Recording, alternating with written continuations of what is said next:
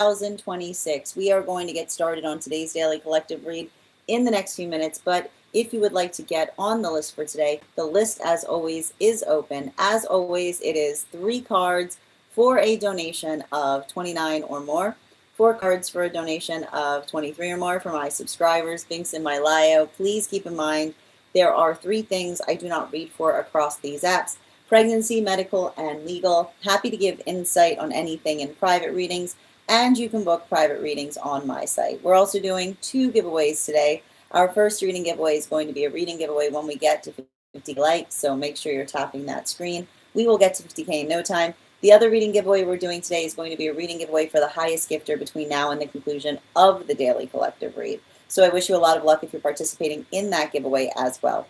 Prior to beginning today's daily collective read, I will be giving a recap on what we've been seeing in the cards over the last few days. If you would like to get on the list for a reading, if you'd like to see those full readings, you can find them over on the place where we keep the videos. You can also find them over on the place where we keep the photos. You can also find them as a podcast over on my spot and over on my stack. But before we begin today, first and foremost, most important question: how are we doing today? Scale of 1 to 10.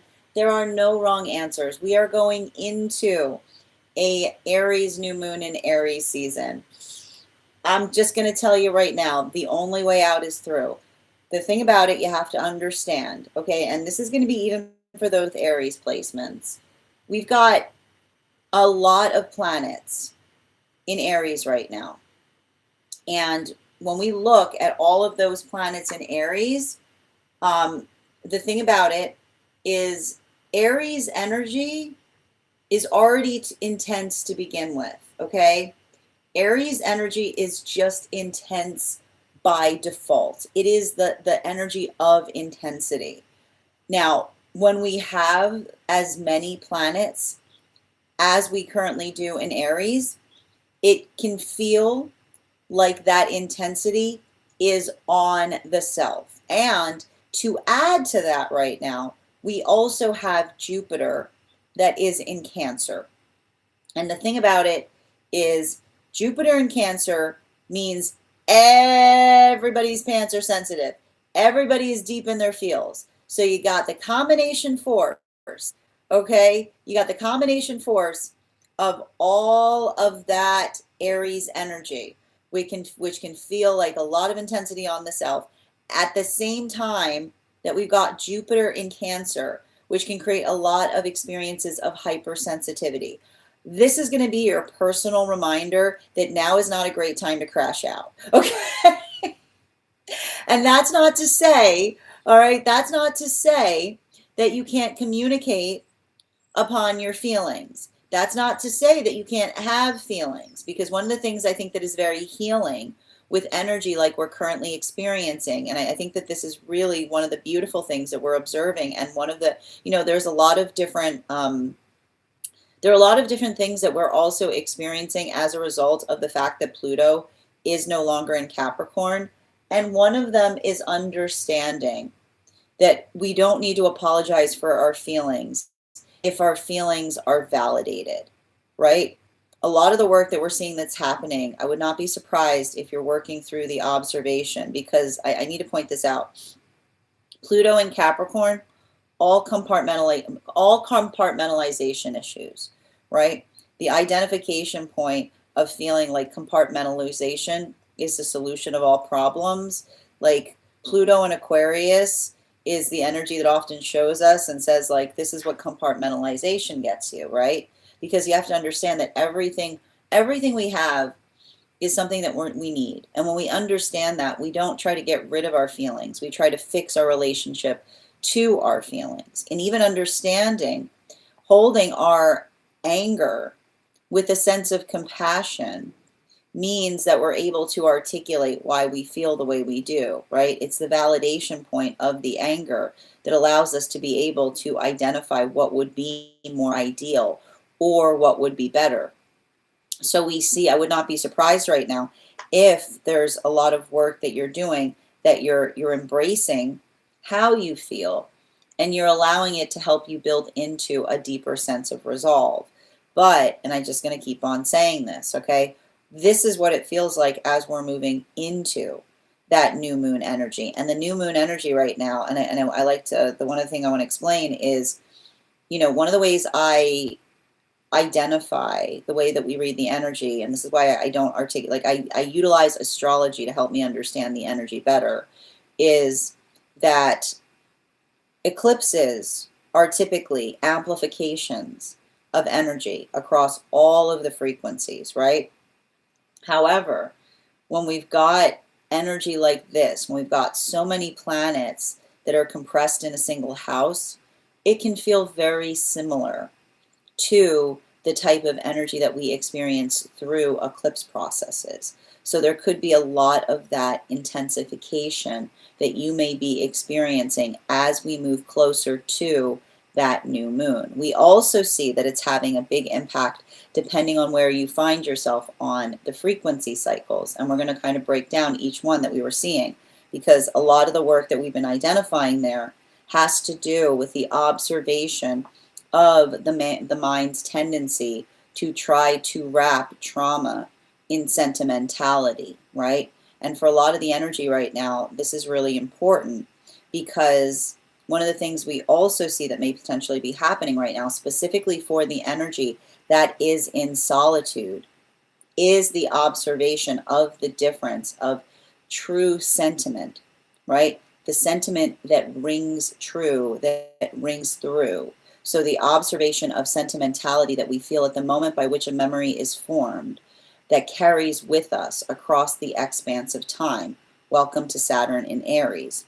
Versus the mind's tendency to try to wrap sentimentality around a bad memory, to try to make it easier to carry with us through time. This is effectively the result of Neptune and Saturn being in Aries together, and with Mars effectively between them. The ability to effectively observe the difference between the nascent sentimentality, right? The sentimentality that was in the nature of an experience that was always there, versus the lacquered mentality, or the latent mentality, sentimentality. The sentimentality, or the quality of a mind to wrap sentiment around something because it's too painful to energetically bear. So the ability for energy to be able to be aware of the differentiation between those points is what is helping to shape and pave positive direction. And it's having, and we're going to talk first about the energy that is in solitude. And those were effectively what we've been identifying as the world relationships. So these are effectively the relationships that have been coming together with the focus on the world card of the tarot, or a lot of the lessons that we see in the world card, that were coming together between the time of January 18th up until the present. So what were we identifying? I mean, a correction. So for a lot of those relationships, and that was around the time that we had that Capricorn new moon energy that we experienced, the Capricorn new moon in Capricorn season. Now, what was the main focus that we see that's occurring in some of those experiences or some of those relationships right now? That observation of being able to recognize or identify the shape of the work that they themselves are putting towards things. And I would not be surprised right now if there are either one of two different things happening for some of those experiences, either situations and circumstances wherein new relationships are forming, and having the conversation around the interesting experience of coming into a point of healing and recognizing the mind's tendency to want to wrap a painful memory in sentimentality.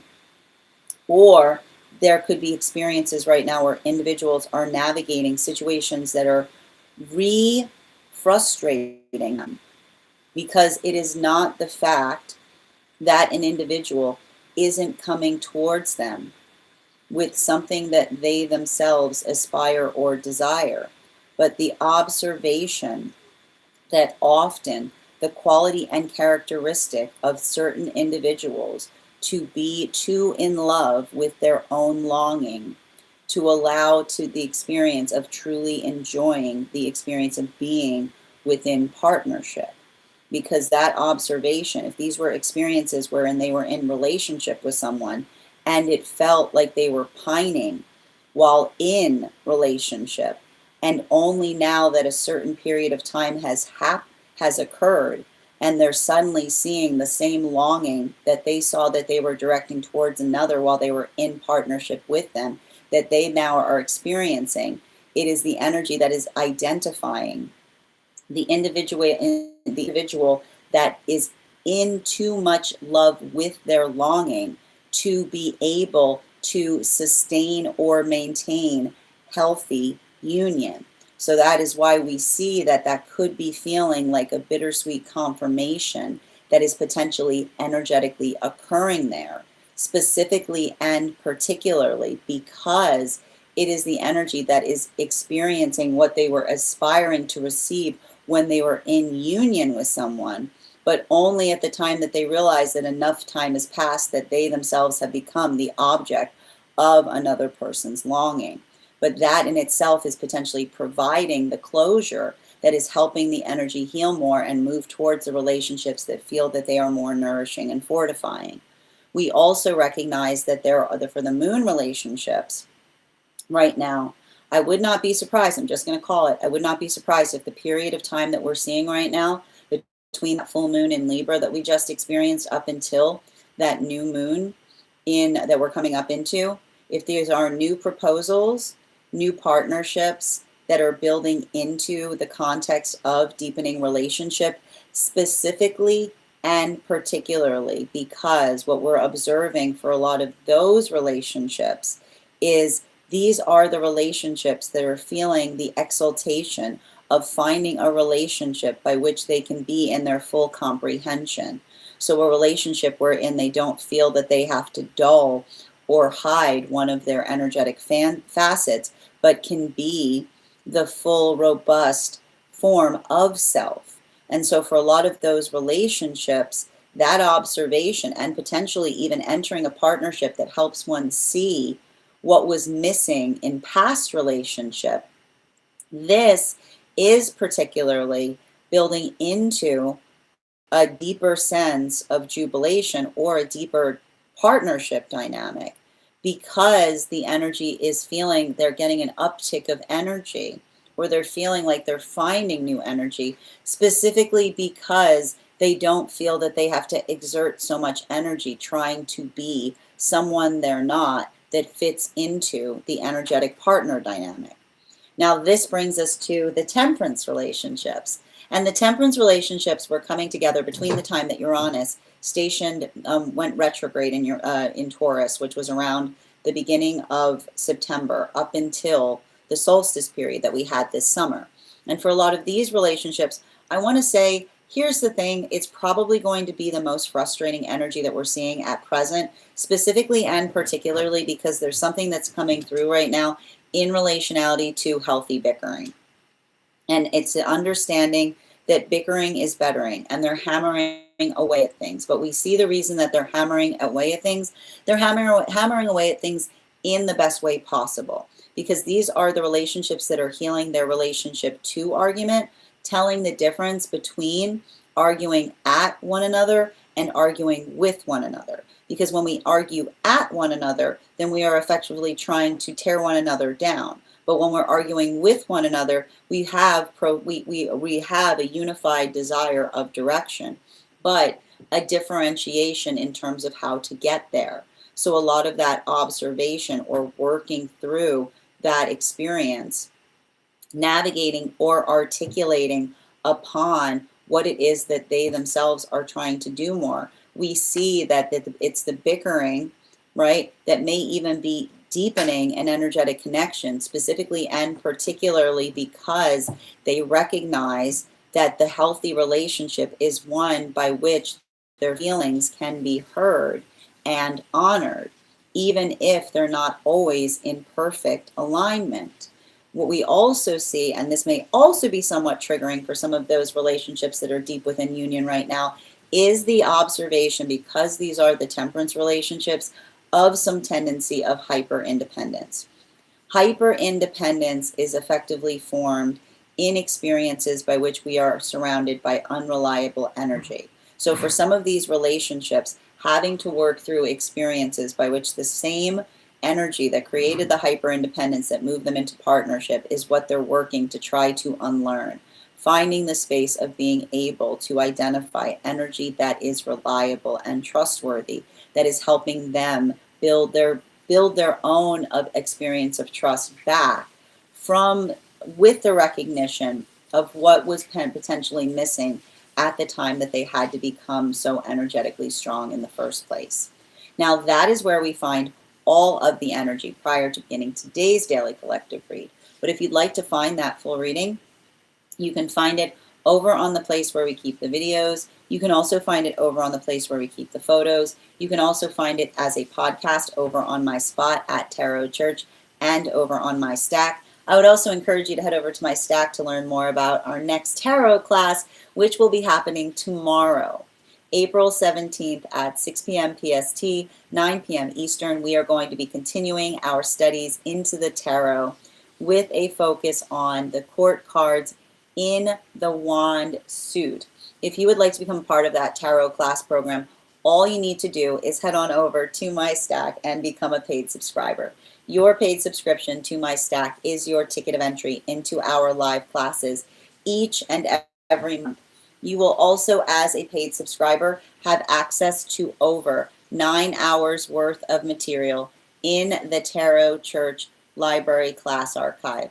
Now, it's not necessary to catch up. I'll be doing my best to give you an update on everything we have studied thus far. However, it's a great time to join. You'll be able to catch up on some classes. You'll also have access to a one-on-one chat with me and the other students to ask any questions that you may have in relation to anything we've learned or studied thus far. And if you become a founding member, not only will you receive a discount on the full year's worth of classes, but you'll also have access to over 20 hours worth of material in the Tarot Church Library class archive, as well as the opportunity of receiving a complimentary one-on-one mentorship class with me, where I will meet with you personally to assess where you are on your own personal tarot journey and give you the best insights in terms of how to utilize those classes to the best of your advantage, moving towards your tarot goals going forward. One of the things I tried to do with these classes was make them accessible to the absolute novice tarot reader as well as the seasoned reader. There's definitely something there for everyone. Don't let your lack of experience or your robust experience prevent you from joining us in these classes. And even if you don't become a paid subscriber to my Stack, I would encourage you to follow me there to stay up to date on any new offerings or services. I also post my Mystic Meditation articles there, which give you updates on everything we've been seeing in the cards. I just wrote one this week on navigating this new moon that we've got coming up. And finally, I want to let you guys know that on top of my standard life path readings, I also offer mentorship classes. These are for any of my students seeking a more personalized educational experience with me. I take a very limited number of students for this reason, as those classes are focused on each individual's personal spiritual goals and journey work. Those classes can be purchased on an individual level or as a monthly class series, weekly or bi-weekly, as your schedule permits, so that you can stay more consistent on your personal journey. And I am also very happy to offer dream interpretation readings, which you can purchase per dream or as a series. If you purchase the series, I would encourage you to start to keep a dream journal, as we will meet weekly or bi-weekly with that journal and utilize the tarot to understand the key themes and messages coming towards you in the dream space. But let me know in the comments how this energy is impacting you personally, because it is going to hit everybody a little bit differently. That said, we are going to get started on today's daily collective read in the next few minutes, but if you would like to get on the list for a reading today, the list is open. It is 3 cards for a donation of $29 or more. 4 cards for a donation of $23 or more for my subscribers. Links in my bio. Please keep in mind there are 3 things I do not read for across these apps: pregnancy, medical, and legal. Happy to give insight on anything in private readings, and you can book private readings on my site. We do here life path highest priority messages from spirit, angelic, dream interpretation, past life mediumship, love reading, pet reading, animal spirit readings, akashic, mind, body, spirit, aura, and love. If you have information that you feel is necessary for the purposes of our readings, you can post them in the notes when you send the donation. You can also post them in our subscriber only disco channel in the appropriate channels. Also, if you're joining us across the other apps, if you're joining us over on the place where we keep the videos, the subscriber benefits that I listed are included in your paid membership. And if you are joining us over on the place where we keep the photos, I would love to be able to offer that there as well. I need your help with that. So if you could do me a favor, make sure to give me a follow there. And if you follow me over on the place where we keep the photos that starts with an INSTA, I will thank you with an affirmation from a guidebook from the Advanced Soul. If you're already following me there, just simply share this live with 3 individuals and comment shared in the comments. And I will also be happy to thank you with an affirmation. I am going to take a few minutes to read over some of the comments that came through. As I was reading, friends, please welcome our moderator, Kay Megan, in for the day. Kay, thank you for all that you do. Oh, cute, Queen, thank you so much for the compliment. I appreciate you. Stella, thank you for that lovely gift. And Avatar, thank you for that beautiful mask. Maria, good to see you today. And Godelia, welcome. How are you doing today? Thank you for the compliment, Alexandra. Happy Thursday, Rotez. Bookcase, what's up? I know, it's going to get more intense, Bookcase. Just navigate it. Healthy channeling, okay? I heard a lot of messages. Hold on a minute. I heard a lot of messages yesterday, one after the other. Literally was saying, oh my gosh, all day. Well, again, if I will point out, one of the things I try to do with those who receive a lot of messages is help interpret anything that feels like it was ambiguous. So if you need any help with that, always remember you can get on the list as well. I do a lot of that in my mentorships. I made it because it's a mental health day. Alexandra, thank you for getting on the list today as well. You'll be the second person read for. The list we have today is Stella and Alexandra. And I'm glad that you're taking, and here's the thing, Bookcase, I'm going to keep saying this. We got Venus and Taurus right now, which I think is helping us a bit. Self-care is key, right? You can't get anything done if you're not taking care of yourself. So make sure, and that doesn't mean, that's not selfish, that's self-sustaining. I want you to remember that right now. Haley, thank you for the follow. Thank you for letting us know that Yeshua was washing 144. Okay. I don't know what I think. Thanks for the update 144. I'm not sure what you mean by that, but again, I hope you find the healing that you need right now. Heather, thank you so much for the follow. Grand Rising Viva as well. Good to see you. How are you doing, Siobhan? And good to see you, Minnie. Kay, good to see you as well. Grand Rising, Denise. How are you doing, Maria? Excellent. And, oh, you love it. Thank you so much, Avatar. I appreciate you. Oh, I do thank you, Pisces. That's very kind of you to say. Excellent. Oh, yeah, thank you. Well, it's not actually the Three of Swords, but it's interesting that you see that. It's a Sacred Heart. But it's very intriguing. But again, you did mention the fact that you're seeing a lot of messages right now. Excellent. And Grand Rising, Nicole. Excellent. Good to be looking forward to reading for you, Alexandra. Grand Rising, user once known. How are you doing today? Excellent. And Grand Rising, Penny. Excellent. So as I mentioned, friends, we are going to get started on today's Daily Collective in the next few minutes. If you would like to get on the list for today, it is an absolutely lovely time to get on the list. You will be the third person read for. It is 3 cards for a donation of $29 or more. 4 cards for a donation of $23 or more for my subscribers. Binks in my Lio. Please keep in mind there are 3 things I do not read for across these apps: pregnancy, medical, and legal. Happy to give insight on anything in private readings, and you can book private readings on my site. We're also doing 2 giveaways today. Our first reading giveaway is going to be a giveaway when we get to 50K likes. So make sure you're tapping the screen, friends. We will get to 50K in no time. The other reading giveaway we're doing today is a reading giveaway for the highest gifter between now and the conclusion of the Daily Collective read. So I wish you a lot of luck if you are participating in that giveaway as well. I'm doing good. I was on the list yesterday. Yeah, I was looking for you yesterday. I would be happy to add you back, dear. So I'll add you back now, and you will be the third person read for. Excellent. And thank you for coming back for your reading. And if anybody else would like to get on the list right now, you will be the fourth person read for. You're so welcome. How you doing, dear? As I mentioned, friends, we are going to get started on today's Daily Collective, but before we do so, let's warm up those intuition muscles with an intuition check. I've got the Animal Spirit Guide card here. We're going to count back from 10. When we get to 1, I will reveal the card. 10, 9, 8, 7, 6, 5, 4, 3, 2, 1. We got the adder. We'll do that again after the next reading. And as I mentioned, if anybody is on the hold list and would like to be added back to the list, just let me know the date that you are added to the hold list. I'll be happy to add you back as well. Also, friends, please remember we've got two giveaways that we're doing right now. That first reading giveaway is going to be for the highest gifter.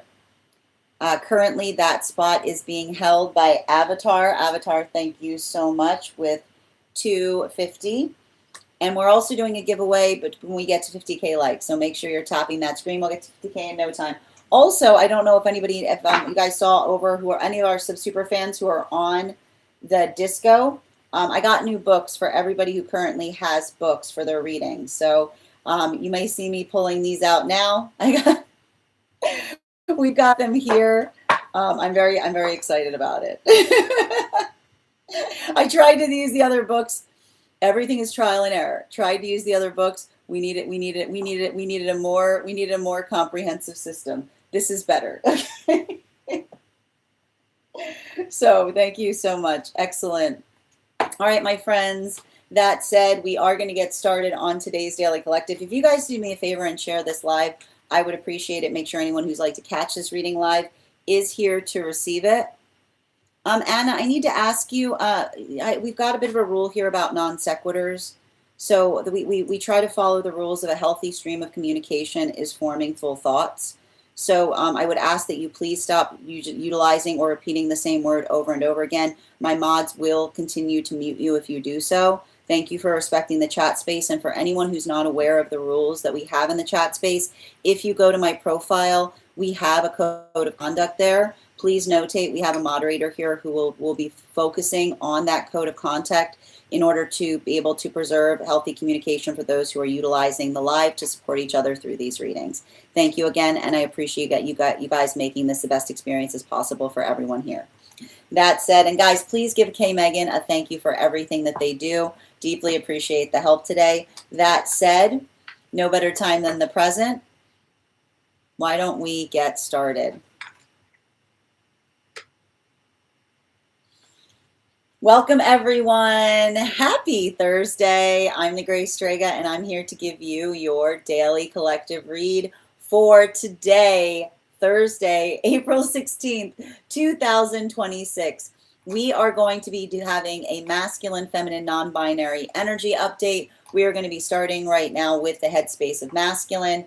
3 cards right now for masculine. We're utilizing the Smith-Waite Centennial deck. What do we got coming up right now? 3 cards starting off today. Tower in its reversal. Knight of Swords in its reversal. World card in its upright. I like it. I like it. Because here's the thing about it, and I want to tell you right now, this is what we're effectively identifying here is healthy masculine energy to the rescue. And why do we see effectively healthy masculine energy to the rescue? Because this is the healthy masculine energy that understands that healthy masculine energy follows through in the best way possible. And what do we articulate in relationality to following through? Following through is and we utilize that word a lot, but we often have the experience by which we don't think about it very much. When we articulate upon following through, then it is the observation or the understanding of being able to work through things, right? And the thing about working through things is it's not easy. It's often the space by which we have to be able to be in an observational state of recognizing or identifying what it is that we're trying to do better. And you often see this, the space of perfecting something. The only way you can be perfect is if you are vulnerable, right? The road to your perfection lies in your vulnerability. And the reason we articulate that the road to your perfection lies in your vulnerability is the modality or the experience of recognizing and understanding that when we are committed to being perfect, it's not about the space by which, it's not about proving ourselves. It's about proving the things that we care about. That's very different, right? Because the ego perpetually wants to prove itself. But here's the thing about it. A healthy ego doesn't need to prove itself because it is pervasive, right? And when we work on our pervasity, right? When we work upon our pervasity, then we are focused upon how we leave things, right? The condition or the quality of what exists in our wake is the sign of a life that is beautifully lived. So we see, and the thing about it that's interesting, and you'll always notice this, when another person is too focused on the egoic state, right? What happens with the egoic state? There's that egoic state that's effectively like inadvertently wrecking things, right? Like there's that egoic state that's like the bull in the china shop, that is the egoic state that is often so worried about protecting the self that it hurts everything and everyone outside of the self, right? That's the bull in the china shop that often occurs in the space by which we're overprotective. And the worst part is when we're overprotective, everything it really broadcasts to everyone else is the space by which we're trying to be tough, but everybody else just sees an absolutely terrified person that is flailing, right? There you are, right? There you will be in your most egoic state, feeling energetically tough. And masculine, you've seen this with those that are vulnerable. There they will be in their most tough state, and all you see is someone who is incredibly vulnerable, right? In the observation or the experience by which, right, by which they're energetically not recognizing what they're effectively doing in their wake. So that's what we think about. Like, again, the observation of moving through a space of beauty is the understanding of what is left in our energetic wake, right? This is what we identify as our integrity. And this is how others, right? And this is what's funny about it. When you go around talking about yourself, like perpetually, right? How you speak upon the self and how others receive you are very different things. And a healthy ego does not need to prove that it exists. It's proven in what others say towards us, right? Like that's what's so beautiful. Like our egos, like, and this is what we understand. Like there's the ego within the self, right? And there's the healthy ego that works to be protective of our soul. But the true ego, right? The way that others receive us is who we reflect upon them. And this is why it's so important to build into the context of empathy. Because when we are energetically empathetic, it's not just the understanding of how it feels to be the self, but it's the understanding of how it feels for others to receive the self, right? And that's why we articulate upon the fact that it is better, it's better to effectively identify that. And that's because in the act of giving, like when we give of ourselves, others receive the best parts of ourselves. So that's why when we talk about the egoic self, it's not about talking oneself up, it's about giving the egoic self. And when we give the egoic self, we embody, right? We don't talk towards who we aspire to be, we embody the qualities and characteristics that we hope to find in the world around us. So I feel like that's beautiful, because when we see these cards together, when we see the Tower card in its reversal with the Knight of Swords in its reversal and the World card, then this is a lot of the masculine energy, bearing in mind this is not based on gender, but what one feels most aligned to, asking the self, how does one become a better mirror, right? And that's the thing about it, right? There's all of this anxiety that's often spoken about with mirroring. It's not about removing mirrors, right? When we're all energetic reflection points, we get less stressed about mirroring and more the observation of identifying and recognizing the qualities and characteristics that we hope to embody in ourselves, that we hope to identify and see in the world around the self, right? That is the modality by which we effectively give forth of the self. Now, and I feel like that is a lot of the conversation that's shaping a lot of the healthy masculine conversation, potentially and particularly towards masculine energy that may feel more that they are in a fear state, right? And I feel like it's almost the masculine looking towards other masculine and saying, I see your fear state. And the fear state is one by which one feels like one is not good enough, by which one feels one has to prove the self. There is the ego that needs care. Continuing to get clarification, feminine energy, we're going to be utilizing for feminine today the Aquarian Tarot. Can I get 3 cards, please?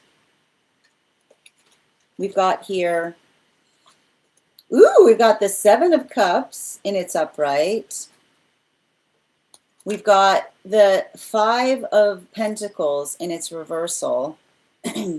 And we've got the Temperance card, the Empress card in its reversal.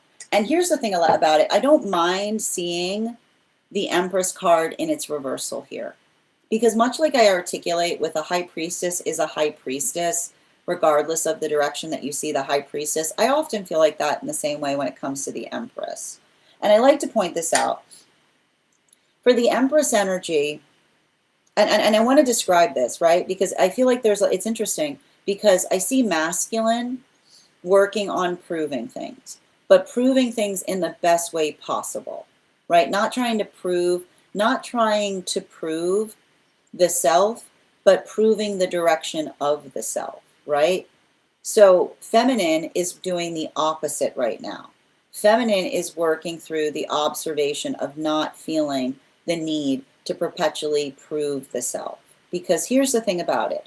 The feminine energy that is perpetually feeling the need to prove the self is working through people pleasing, okay? And we've talked about people pleasing. We had a whole conversation on people pleasing in yesterday's reading.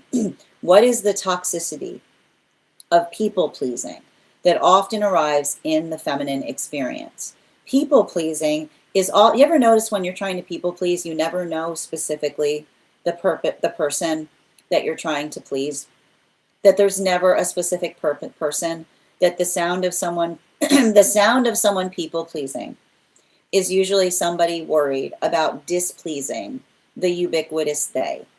And here's the thing about it. We just recognize the fact that the ego likes to operate with the ubiquitous they, right? The understanding or the recognition of the fears that you feel that are a reflection point of what one feels internally. So this is why we see that for a lot of the energy of feminine, the ability to heal from people pleasing is so important, because when we recognize that often what we identify as people are the projection of our deepest internal fears, then we recognize that when we are people pleasing, we're literally trying to please projections, right? And when you recognize that people pleasing is trying to please projections, then you look at people pleasing much more differently, right? Because it's the observation of understanding that is mass hysteria, right? That if you're in the context of people pleasing, but you cannot identify the person, and you understand that the force of projection, that the people pleasing comes from projection, then you recognize that when you're moving towards people pleasing, you're literally following the whims of mass hysteria. So that's why we see that for a lot of the energy, that observation is what is potentially fortifying the self, because why would you ever move in alignment with mass hysteria? Because it's the hysteria by which, it's the space by which you can't articulate upon what it is or who it is that you're worried about, but just the anxiety that you have of moving towards another's displeasure. So that's why we see that that's a lot of the feminine energy getting better at being braver, because bravery is literally what we do when we feel fear. And that doesn't mean that we are fearless, because fear is there for a reason, but we mitigate our fear with what is energetically reasonable or logical. And that is what is shaping or framing a lot of the energetic conversations in relationship. Now, this is bringing us to the non-binary energy. 3 cards for non-binary. I am feeling inclined to use the tarot of the Nouveau Tarot today. 1, 2, 3. Ooh! We've got the Ace of Cups. I like it so far. We've got the 10 of Wands. I like it so far. And we've got the 9 of Swords. Okay, we'll talk about that. Okay. All right, so let's work through a little bit of what we're seeing right now in the space of non-binary. And here's the thing about it. This is heavy lifting. And this is a continuation of the work that we see coming out, right? Coming out of Libra full moon. And I want to describe this, right? A lot of this energy that we see that non-binary works through is not wanting to be an energetic burden. And do you ever notice, like, I always love this, do you ever notice the energy that worries about being a burden could never be a burden if they tried? You ever notice that? The energy that's always worried about being a burden could not literally never be a burden if they tried, right? And because it's the observation or the understanding of being able to identify or recognize, right? The force of intention that facilitates healthy or positive direction, right? We see a lot of that energy there. And I think it's hard because I literally, the thing about it, when I see this, when I see a 1, 10, and 9 card coming through so profoundly, that is literally, that's this energy, that's 20, right? And so I need to stress this. This is the energy trying to find a new perfect, right? This is energy in refinement mode. This is energy that's polishing. This is energy that is fine-tuning something. And so I want to point this out, that when you're working through, and I need to stress this, I feel like what they're working on fine-tuning is being able to be more caring towards the self, right? Which we like to see, because I want to stress, I often see this tendency. I feel like, and again, especially because the word prove is coming up a lot in today's reading across all of the frequencies, right? This is, and I love this too, and I'm just going to kind of remind you this, because there's some really beautiful lessons, and this is why I even wrote in my Mystic Meditation article that I really truly feel that a lot of the energy that we're experiencing right now is the ascension point of Aries energy, because healthy Aries energy understands that there is only one person. There's only one person on this earth who you should ever be concerned with proving anything to. That there is only one single individual. There's only one single solitary individual that one needs to work to prove things towards. And that is the person that you see in the mirror, right? The observation or the recognition of being able to identify and recognize what it is that we're trying to do.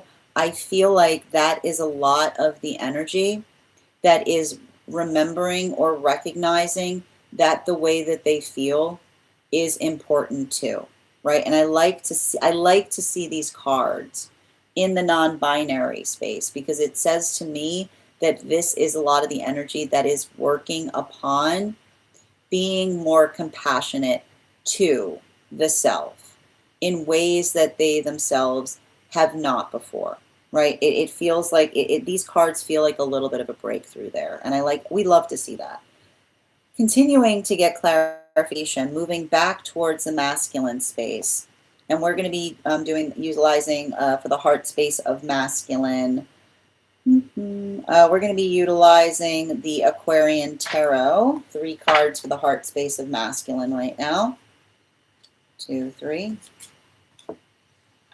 We've got here the 7 of Pentacles in its reversal, the Queen of Pentacles in its reversal, and the Devil card in its upright. Okay, those are some intense cards in the heart space of masculine, but let's break it down. Because the one thing I keep on seeing that's happening for a lot of the masculine energy right now is the observation of recognizing and understanding that when energy is insecure, right? When energy is insecure, then when energy is insecure, they start trying to covet things, right? Never will you see another person more insecure than when they get incredibly possessive about things outside of the self, right? Because, and you have to understand this, in the quality and the condition by which we recognize or identify what we ourselves are working through, the observation or the understanding, right? Like the understanding of, and I want to point this out, and it happens in everything. This is why we talk about the fact that coveting is so dangerous, right? When you feel the sense to overly protect something, then you're deep in your ego, right? And here's the thing, and especially when it comes to energy, And so the modality by which, and I keep on seeing, this is a lot of the healthy masculine energy that is observing the silly fight in terms of understanding that when you're embodying energy, the masculine energy, the ability to articulate that the masculine energy is in some way, shape, or form in danger. Never are you telling someone that you do not feel that there's nothing wrong with the masculine energy, right? Absolutely nothing wrong. The masculine energy is perfectly fine. It's everywhere. It's like all over the place. It's all over the place. But however, it's very telling. It's very telling that a person or an individual would feel deeply that the masculine energy was in need of protecting, almost as if they felt that their connection to the masculine energy was in some inherent risk. We're never energy is never, okay? I'm going to say this specific, energy cannot be, listen to me, energy cannot be created or destroyed. Energy cannot be created or destroyed. So when a person is articulating upon the fact that energy is in danger, what they're really saying is their connection to it is at mortal peril, right? That they have a perilous connection to an energy. That the energy's there, but when another person articulates that it's at risk, the energy's fine. You are not, there's nothing conditional that you can do to energy. It's energy, but your connection to it, that is what you are articulating when you state that it is in danger. So this is a lot of the energy of the masculine, the healthy masculine energy that articulates that. What do you often see with the insecure energy that doesn't feel a connection to things? Continually screaming up in the hills, oh, the feminine energy is in danger. The masculine energy is in danger. No, it's not. But their connection to it, very much so. Probably because they're the ones going around screaming the fact that they feel the need to covet it. Right? The modality or the experience by which another person feels the need to energetically claim that they're doing something in order to protect something that exists regardless of whether they're trying to protect it or not. The protection point is not the fact. The recognition that is someone articulating that their own connection to it is at risk. And once you see that, you can't unsee it, because it's the observation of seeing the insecurity of the existence of the person that articulates upon it. And so that's why we see that that's a lot of the energy of masculine that is getting more protective in relationality and being able to identify or recognize what risk actually means, or where the risk comes from. And this in the space by which it is also healing those relationships, because that is the continuation of why we see the masculine that is stepping forth in their own experience of vulnerability, because it's the vulnerability that masculine recognizes and embraces that makes the masculine energy even stronger, because the energy understands that one's connection, right, that when one is embodying something, you're not building a connection by constantly articulating upon how you're working so hard to protect something that you're just naturally embodying. You just do it. You just step up. You just embrace and embody that energy. For feminine, 3 cards, please, and we're going to be utilizing the Smith-Waite Centennial deck, please. 3 cards. 2, 3. We've got here the Ace of Wands in its upright, the King of Pentacles in its upright. Ooh, look at this. Look at this. This is interesting. And the 6 of Pentacles. I'm not surprised to see all this pentacle energy. We're coming into Taurus season. It's not surprising to me.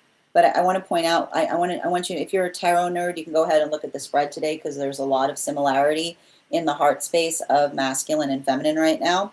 Bearing in mind, this is not based on gender, but what one feels most aligned to. Specifically because, and I'll just show you here so you can see it. We've got a 7 of Pentacles in its reversal in masculine. We've got a 6 of Pentacles in its upright in feminine. We've got the Queen of Pentacles in its reversal in masculine. We've got the King of Pentacles in its upright in feminine. And where we've got the Devil card in masculine here, we've got the Ace of Wands. And this is feminine truly embodying what they see as to what it means to see masculine energy truly in the space by which the masculine is embodying, which is the feminine energy does not look at masculine that's perseverating over the quality and condition of masculine energy as masculine, right? The space by which the energy is worrying about when feminine, literally, that's what I mean, feminine's in the space by which when they see, when everything you see, when masculinity is everywhere, the observation of someone walking into a space and going, you know what we need in here? I'm really worried we're losing the masculine energy. Feminine's like, like, you know what this place could use? You know what this place could use? A little more masculine energy. Feminine's like, really? That's really interesting that you would say that, right? Because it's the observation of understanding that when one is like, again, it's the space by which it's mania. It's mania. It's mania. When you see somebody that is constantly, articulating that an energy is in danger, it's mania. And the reason we identify it as mania is because energy cannot be in danger. Energy cannot be in danger. It's energy. It exists. It exists. But your connection to it, it's very telling, right? Tell me, and I see the feminine just kind of nodding, going, that's very interesting. Why don't you tell me more? Why don't you tell me more about the anxiety that you have, that the masculine energy, which is everywhere, is disappearing? Go on more about that, please. Yes, no, I'm very interested, right? Because it's the observation of understanding that the modality by which that is the identification of an egoic state. Because it's the egoic state that's built upon mania, by which one fears something, that one fears that one is in perpetual danger, right? The perpetual danger that does not exist, that is self-created. The perpetual danger that perpetually exists because it's self-created, that is very telling about the person that feels it or experiences it. And that's why we see that for a lot of the feminine, this is also the feminine that's healing from people-pleasing, because people-pleasing is also a form of mania.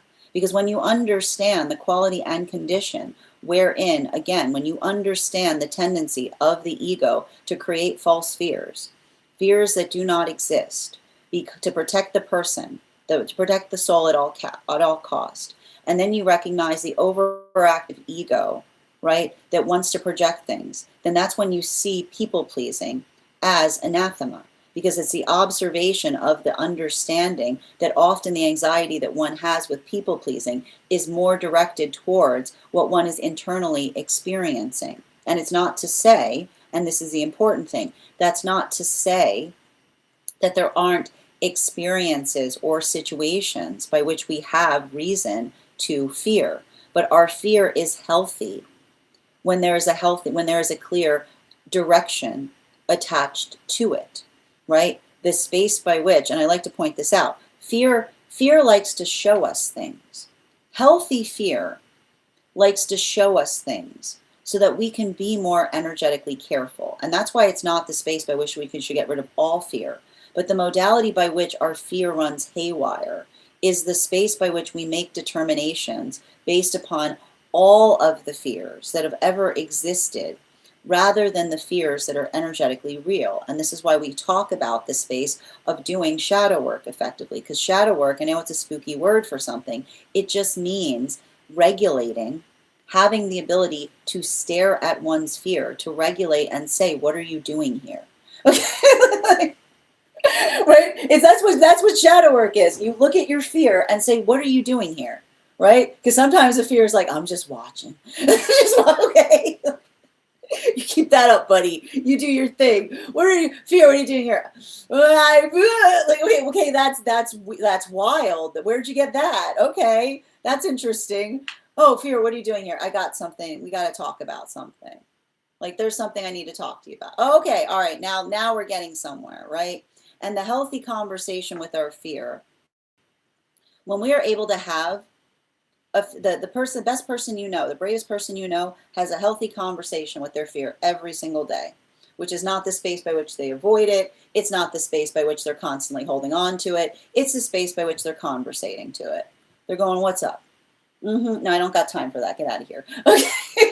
Okay, actually that's important, right? It's the healthy filtration system of the healthy filtration system of our fear. It allows us to be each other's protectors, right? And that's the shape or space by which we're able to amplify and articulate and look out for one another.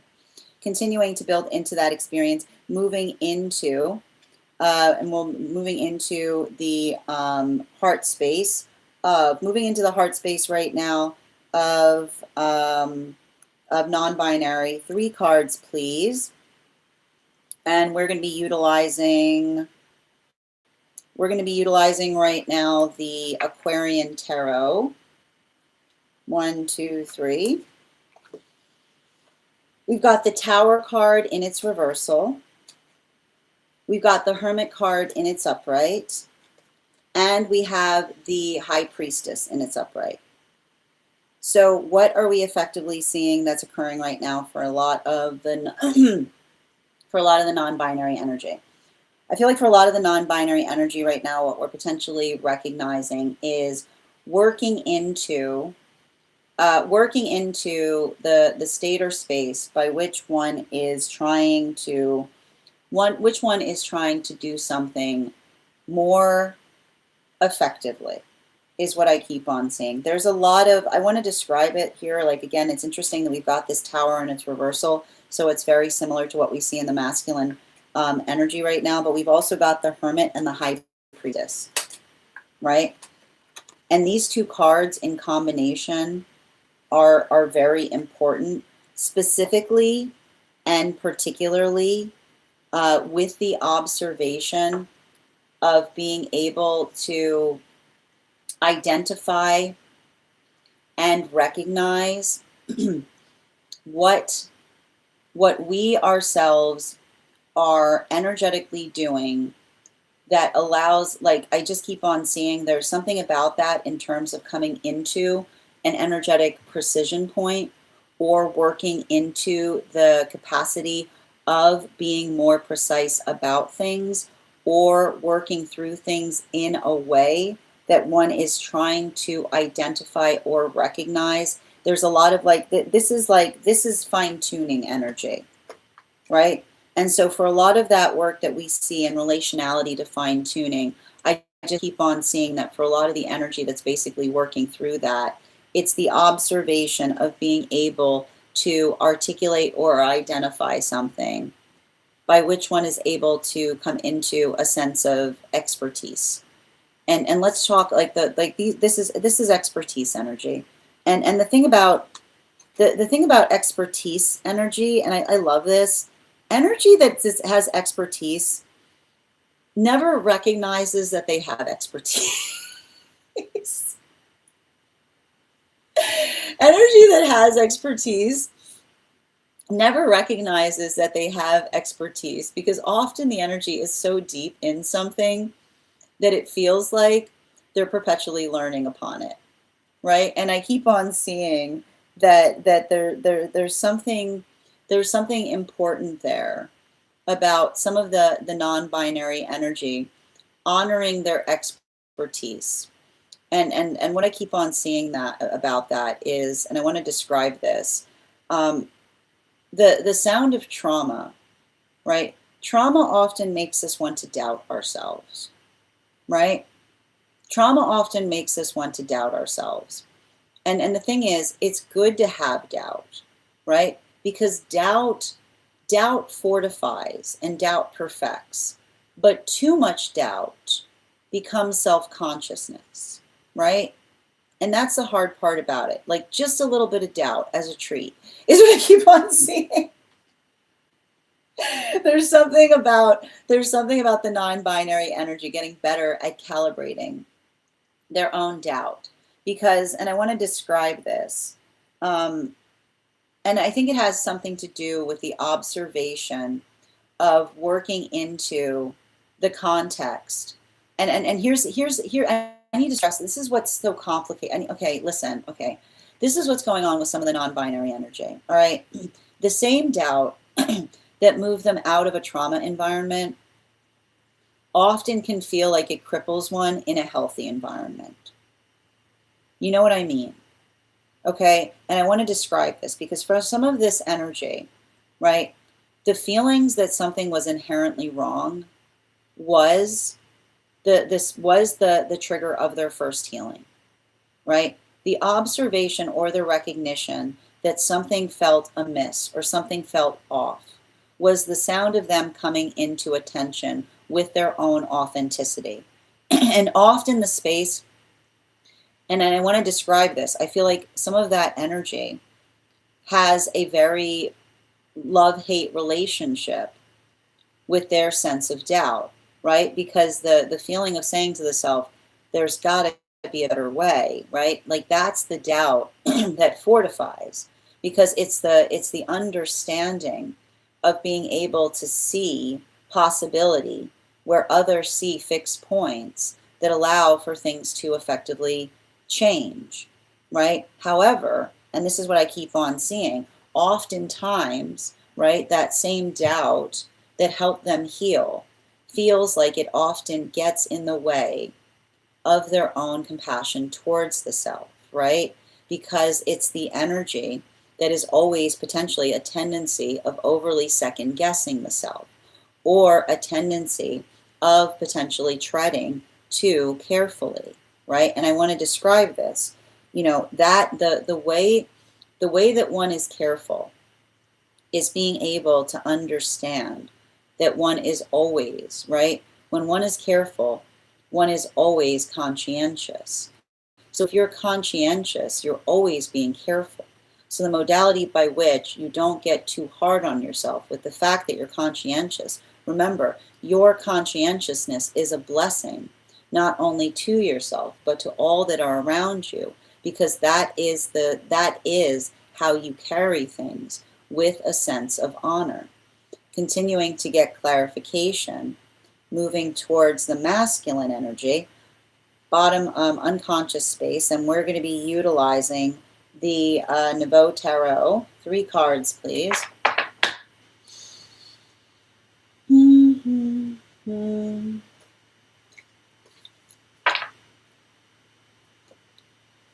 We've got the Empress card in its upright. the Temperance card in its upright, and we have the Justice card in its upright. Okay, let's talk about it. What is that's wow. Okay, let's walk through it because I need to point something out here. And I think that there's something, I feel like there's something very important that we're potentially observing. And I want to stress this for a lot of the masculine energy that's going through this right now.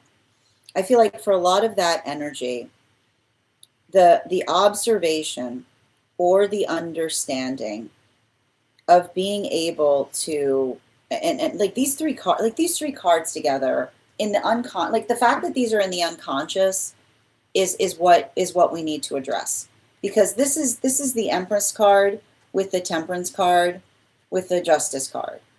Okay, and this is basically masculine learning to heal from the perpetual feeling that feminine energy is a damsel in distress. I'm like, that's what this is. Okay, that's what this is in the unconscious. Okay, like the fact that we see this, like the Empress, the Temperance, and the Justice in its reversal, is masculine understanding that the observation, right? That the observation that feminine energy is inherently a damsel in distress is what creates the energetic issue, right? Because it's the observation or the understanding that you can't build an equal relationship. You cannot build an equal relationship with someone that you perceive is in a perpetual state of distress. That's alarming. That's alarming. That's alarming. Why are they in distress? Right? That's like, and maybe, here's a crazy concept. Maybe they're in a perpetual state of distress because they're constantly having to navigate masculine energy that refuses to stop trying to see them in a perpetual state of distress. It is the perpetual state of distress paradox. Okay? It never, you understand this? This is the energy. It is a self-fulfilling prophecy. All right? It's a self-fulfilling prophecy of seeing feminine in a perpetual state of distress. So what are you doing? You're always trying to help feminine in ways that feminine does not aspire or desire to be helped, because you're projecting your distress onto the feminine. You're in a state of distress. You're projecting your state of distress onto the feminine energy. And then you're trying to give feminine energy things that you desire that feminine has never articulated that they need or want. Right? So it's the modality and then feminine is then having to navigate heavy lifting. And then feminine is in a state of distress because more times than not, the reason that feminine energy is in distress is because there's a masculine around them that will refuse, that continues to put the distress upon them because they refuse to let go of the fact that they don't see them as a damsel in distress. Okay? Do you understand? That's gonna wear away at another person's. It's gonna wear away at somebody. Okay, and it's exhausting, right? And so and then masculine sees feminine exhausted and goes, "Oh, they're distressing." They're not distressing. They're exhausted. Stop seeing the exhaustion as distress and let feminine rest. Okay, let feminine rest. Not all, but not the masculine. There's masculine energy that understands this, right? The situation, the situation that perpetuates itself. And meanwhile, here's feminine.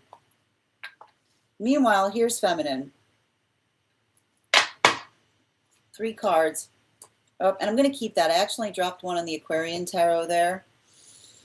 Yep, and we're using the Nouveau Tarot for the unconscious of feminine, but one from the Aquarian.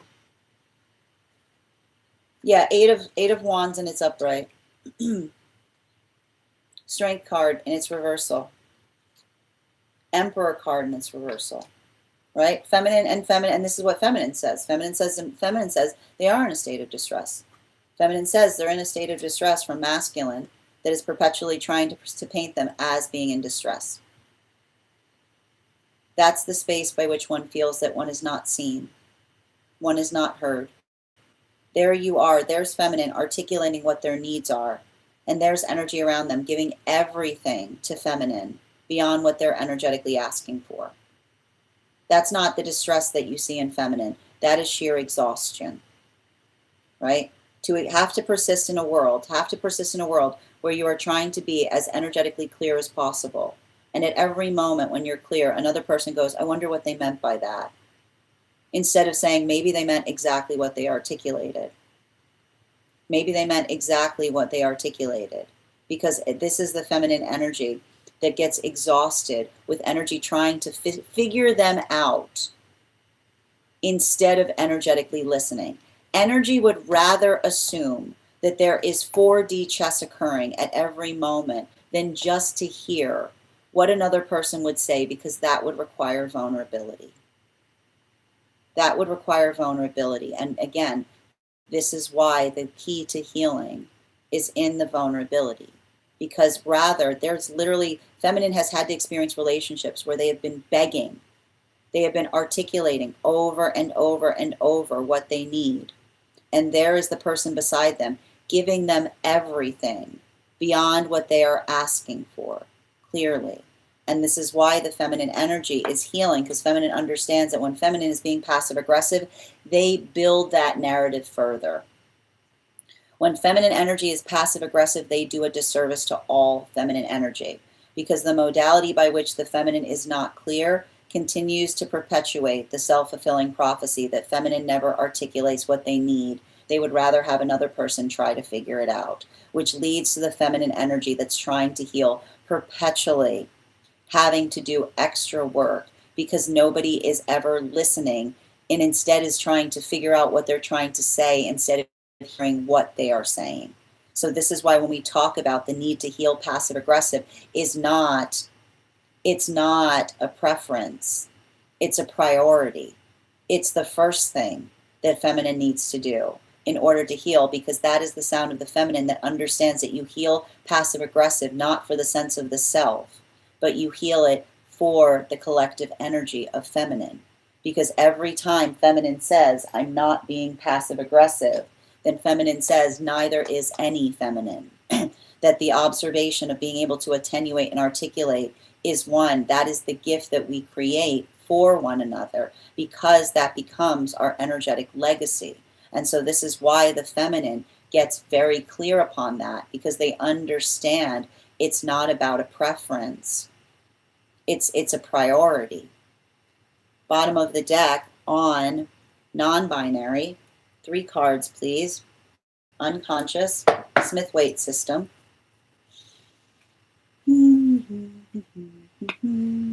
Magician that's upright. Chariot in its reversal. Judgment card in its reversal. So I feel like for a lot of the non-binary energy right now, you know, the one thing I keep on seeing that's happening is working into the context of understanding and identifying there's something really important that often happens, I believe, in relationality to non-binary energy, in the space by which one is able to have energetic empathy, right? Having empathy in relationality to perception makes things more difficult, right? Because it's the observation of being able to effectively see other sides. And here's the thing about it. If you're able to have a lot of empathy, you better get in the business of building an ego. I know it sounds a little I know it sounds antithetic. I know. I know.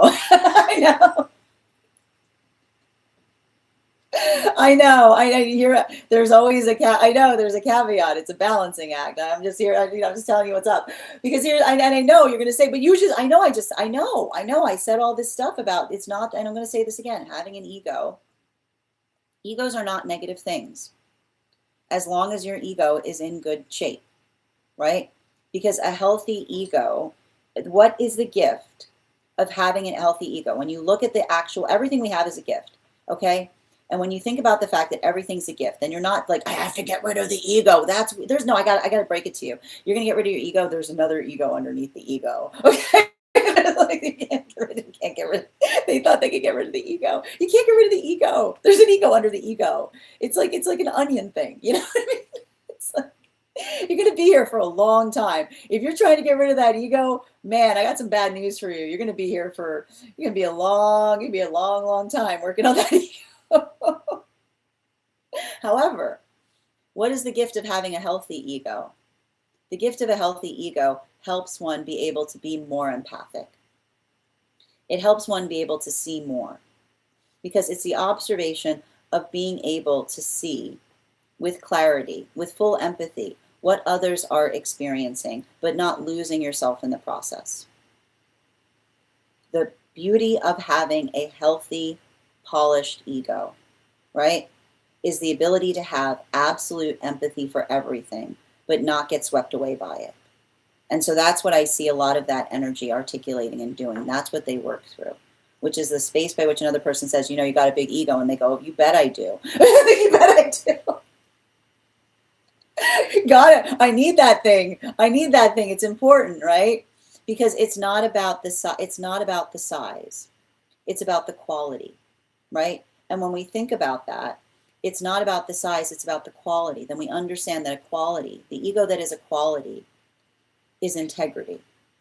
What is integrity if not an ego with quality, right? And so when we get in the business of not saying, I'm trying to get rid of my ego, I'm trying to find the ego, or I'm trying to show everybody each other's ego, but saying, I'm trying to make my ego the best ego it can be, well, then we're getting somewhere, because that's the space by which we are trying to be our best version of self.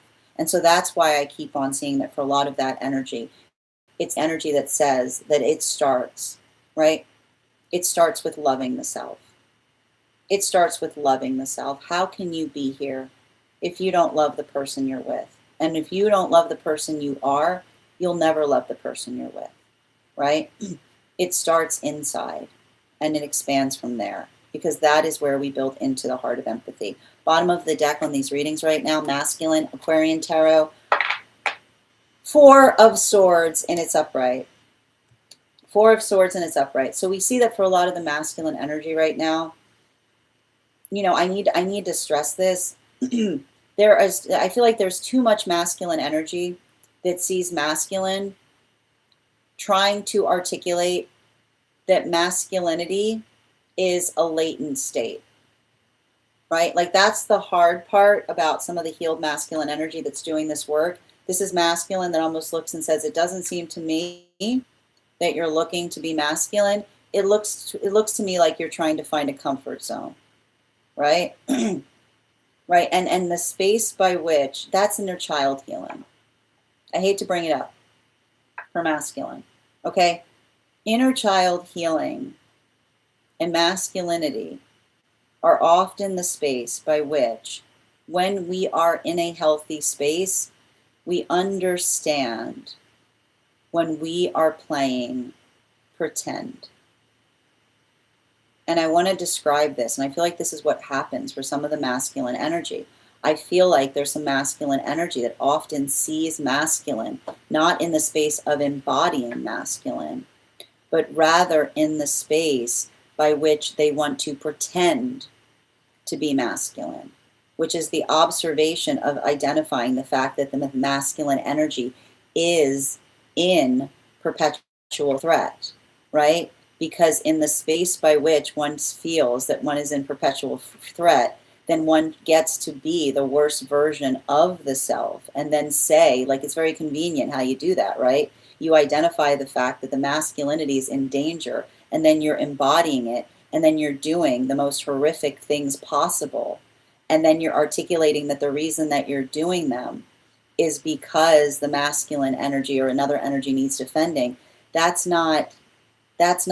just you being you, right? That's the energy looking for an excuse to be their worst version of self, because this is why crusades are very dangerous, because often crusades are crusading when nobody's asked them to crusade.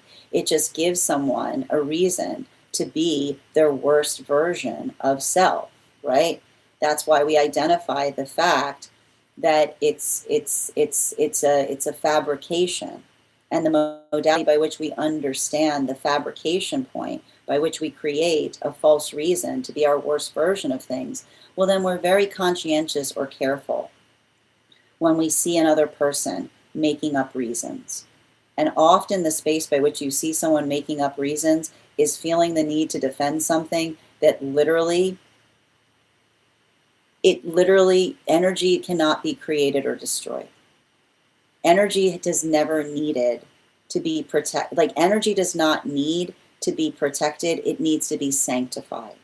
And when we actually care about energy, we don't claim it, because if you try to claim energy, you lose it. You create a space by which the energy desires to be. You cultivate energy.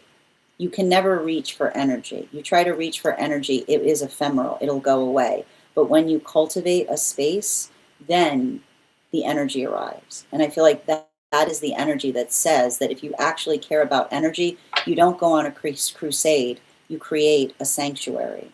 Continuing to get clarification for feminine, bearing in mind this is again not based on gender, but what one feels most aligned to. Bottom of the deck for feminine, and we'll be utilizing the Nouveau Tarot. Yeah, King of Cups, right? The observation of the healthy, this is the difference between feminine often sees masculine going nuts, trying to identify what feminine desires without asking, and realizing it's a performative play that masculine plays with masculine on, right? The performative play of masculine upon masculine is the conversation about what feminine wants beyond just asking feminine, right? The space by which the healthy energy, right? The healthy energy that understands that the way you find out something is by asking, but that requires vulnerability, right?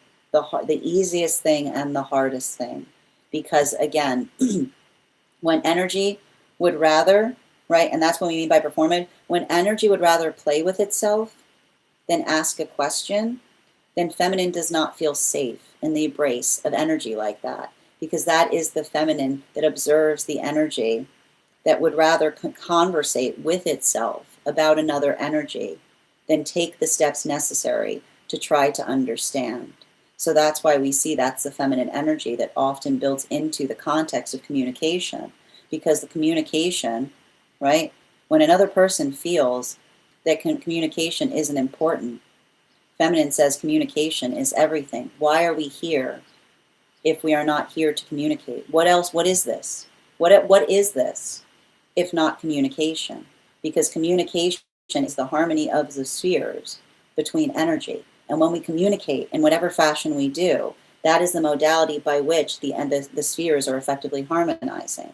So that harmony point, when masculine says, why do you want to communicate all the time? Or when any energy around feminine says, why are you so obsessed with communication? Because feminine knows communication is everything. Non-binary, 3 cards, Smith Waite, bottom of the deck. 8 of Swords in its reversal, right? 8 of Swords in its reversal. I feel like what's interesting about that is for a lot of the energy right now, it's interesting because I see a lot of that energy working upon things. And I feel like the hard part about that is for a lot of that energy having to work through healthy energetic boundaries. Everything you need to know as to whether you're feeling energetically safe, seen, or supported is in the context by which another person honors your boundaries. It's the modality or the experience by which we recognize or understand the quality and condition by which we build into that supportive system. Because this is the energy that has had to move away from situations and circumstances by which energy did not energetically appreciate, right? The sound of being appreciated is the space by which another person honors your standards, and the space by which another person builds into the context of being able to identify that. Appreciation, like we don't articulate that we appreciate. Appreciation is shown by holding each other's standards for one another, right? It's not the space by which we feel we have to articulate them. It's the space by which we recognize that they're respected. Appreciation is not stated, it is held. And when we hold appreciation for one another, we hold each other's standards for one another. And so I feel like that's really important, because that's a lot of the energy that has had to go through experiences by which another person articulated that they appreciated them, but everything they did was not reflective of that energetic appreciation. Appreciation is an active state. It's not just a stated state.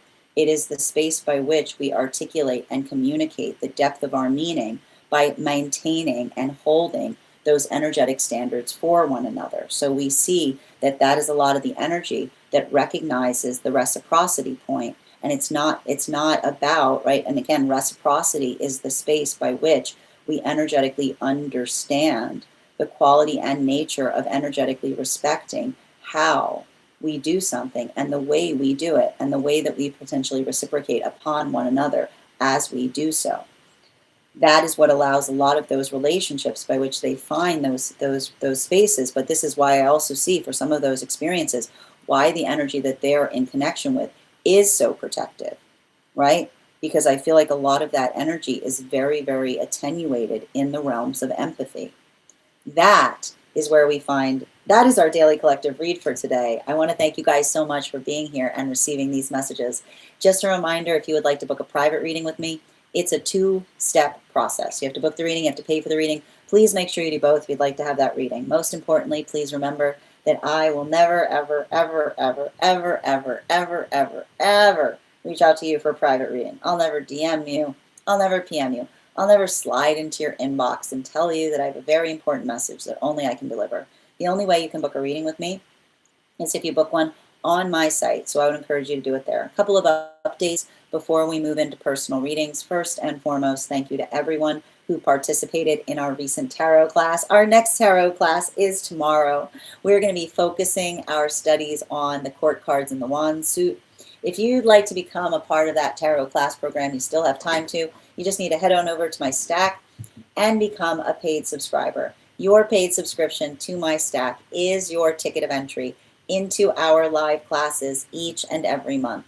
You will also, as a paid subscriber, have access to over 9 hours worth of material in the Tarot Church Library Class Archive. Now, it's not necessary to catch up. I'll be doing my best to give you an update on everything we've studied prior to beginning that next class, but the material is there for you to receive as you're ready to receive it. You'll also have access to a complimentary one-on-one chat with me and the other students to ask any questions that you may have in relation to anything we've learned and studied thus far. And if you become a founding member, not only will you receive a discount on the full year's worth of classes, but you'll also have access to over 20 hours worth of material in the Tarot Church Library Class Archive, as well as the opportunity of receiving a complimentary mentorship class with me, where I will meet with you personally to assess where you are on your own personal tarot journey and give you the best insights in terms of how to utilize those classes to the best of your advantage, moving towards your tarot goals going forward. One of the things I tried to do in these classes was make them accessible to the absolute novice tarot reader as well as the seasoned reader. There's definitely something there for everyone. Don't let your lack of experience or your robust experience prevent you from joining us in these classes. And even if you don't become a paid subscriber to my stack, I would encourage you to follow me there to stay up to date on any new offerings or services. I also post my weekly newsletter there, which will let you know about my in-person events as well as my online live schedule. You will also have updates to my Mystic Meditation articles. I just wrote one a couple of days ago on navigating this new moon that we've got coming up on Friday. Finally, I want to let you guys know that on top of my standard life path readings, I offer mentorship classes. These are for any of my students seeking a more personalized educational experience with me. I take a very limited number of students for this reason, as those classes are focused on each individual's personal spiritual goals and journey work. Those classes can be purchased on an individual level or as a monthly class series, weekly or bi-weekly, as your schedule permits, so that you can stay more consistent on your personal journey. I'm also very happy to offer, for those who are seeking more consistent weekly tarot support, weekly tarot insight packages. That is a package of 4 30-minute readings, again, weekly or bi-weekly as your schedule permits so that you can stay more consistent on your personal journey at a discount. And I'm also very happy to offer dream interpretation readings, which can be purchased per dream or as a series. If you purchase the series, I would encourage you to start to keep a dream journal as we will meet weekly or bi-weekly with that journal and utilize the tarot to understand the key themes and messages coming towards you in the dream space. I want to thank you guys so much for being here today and sharing in these messages, and we will do this again tomorrow. That is our daily collective read. We are going to get started on personal readings. Congratulations to Nicole. You got our highest gifter today, so you will have an additional card in your reading. Ava, you came in second, so you'll have, Nicole, you'll have a full reading. Ava, you will have an additional card in your one card. If anybody else would care to get on the list for today, you will be the sixth person read for. It is 3 cards for a donation of $29 or more. 4 cards for a donation of $23 or more for my subscribers. Links in my bio. Please keep in mind there are 3 things I do not read for across these apps: pregnancy, medical, and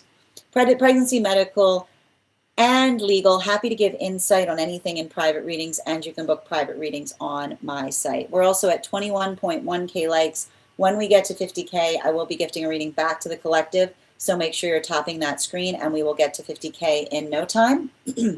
And I'm going to take a few moments to read over some of the comments that came through as I was reading. If you're joining us across the other apps, you can also get on the list via my tree that is Binks in my bio. And if you are on the place where we keep the videos, your paid membership abilities there will give you the same benefits as the subscribers.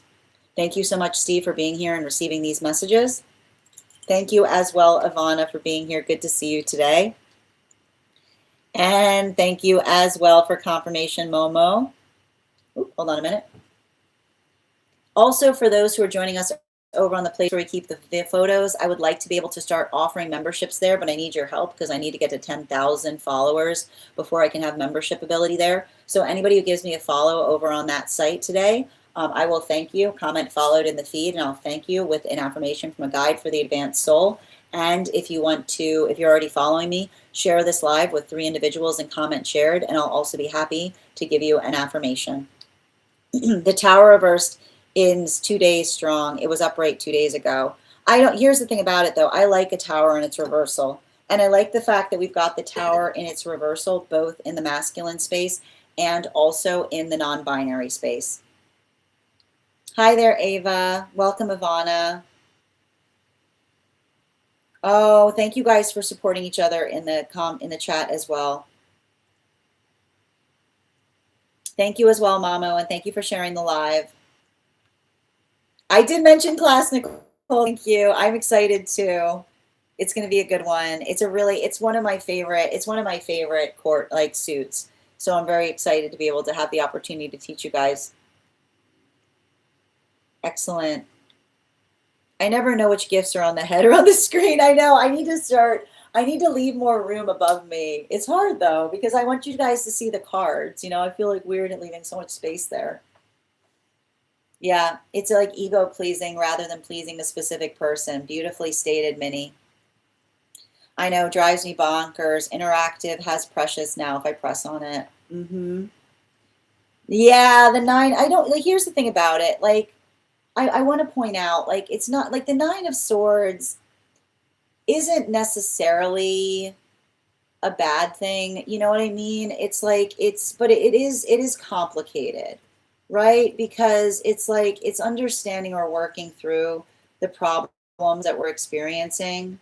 You know, it's like, but it's recognizing them and not getting too frustrated about it. You know, like that's the hard thing about it.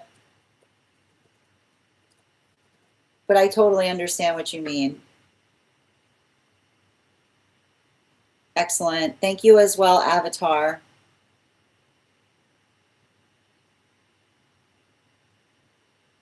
Thank you as well. Exactly. Thank you, Avatar. I'm looking forward to that extra card.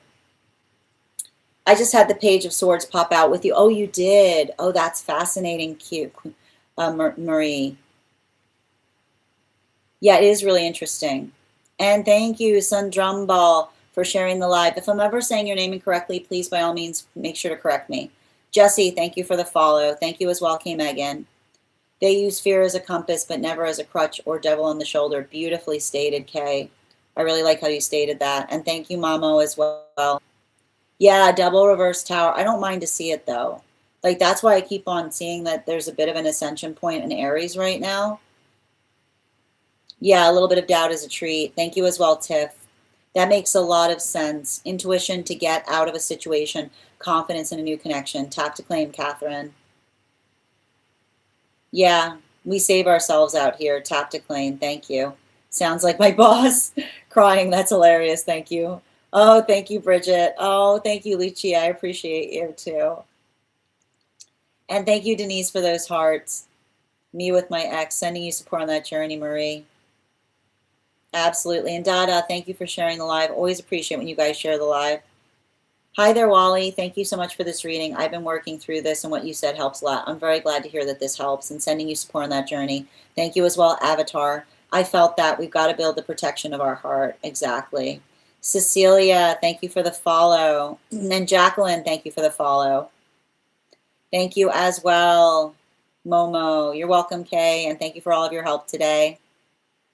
That was really cool. Those are some great gifts you were sending, Nicole. I appreciate them. This fit is so cute. Oh, thank you. Don't be telling Strega I need a dog on my lap. What are you talking? She's right there, Marie. She's right there. How dare you? Hi, Benny. How are you doing today? And thank you for the follow, dear. And thank you, Nicole, for becoming a super fan.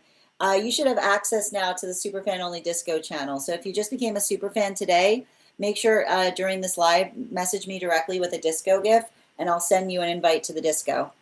I am happy to read the list, Tate. I've got you on it. Good to see you today, dear. And Jemmy, thank you for the follow. Excellent. Cindy, thank you for sharing the live. Always appreciate when you guys share the live.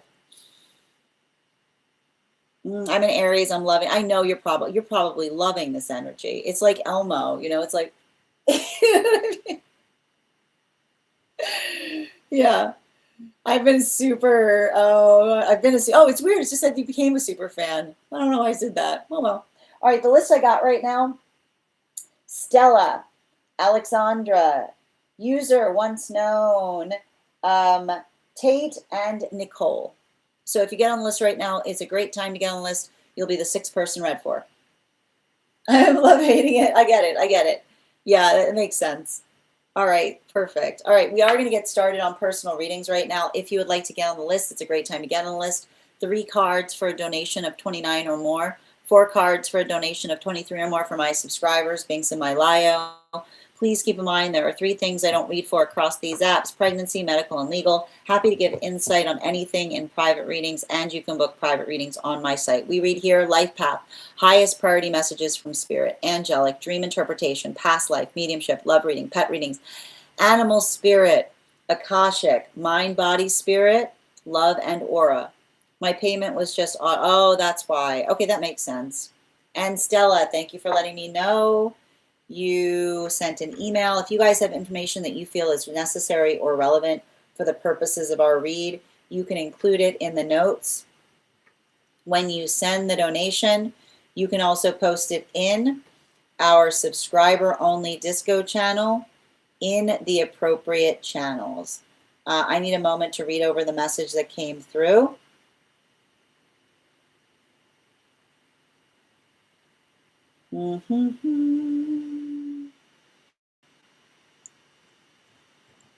Just bear with me a moment.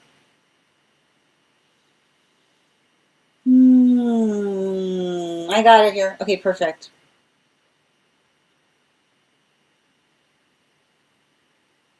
Excellent. And just bear with me a minute. And before we continue right now, we are going to warm up the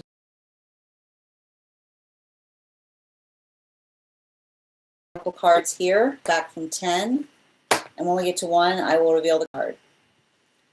10, 9, 8, 7, 6, 5, 4, 3, 2, 1. We got the salmon. We'll do that again after the next reading. Hey there, Nikki. I love how you just pop in with like the animal. I'm gonna pin up Stella here, guys. I need a hearth. I'm gonna give you a hearth warmer as we wait. What is the fear you're working to clear? What is the fear you're actively working to clear?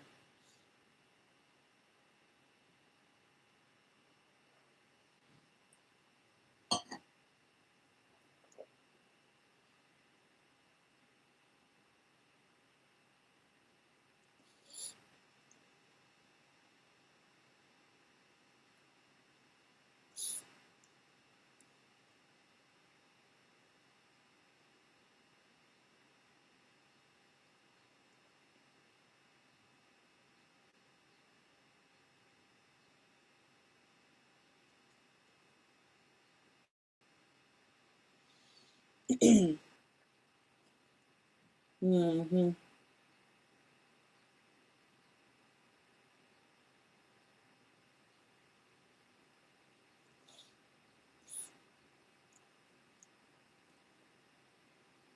Mm-hmm.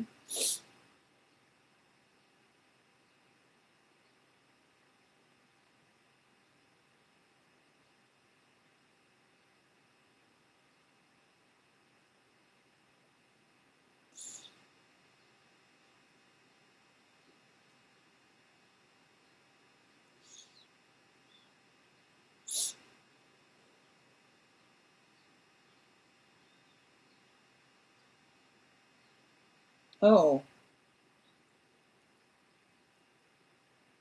okay.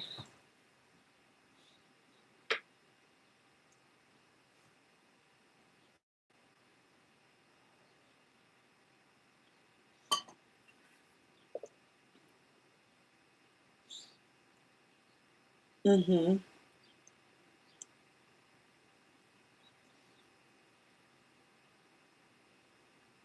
Got it, dear. I'm sending you support on that journey. I'm going to pin up Stella here.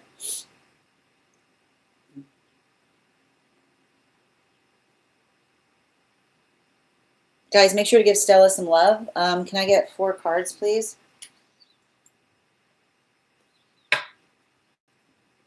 No, correction, 3 cards. No, 4 cards.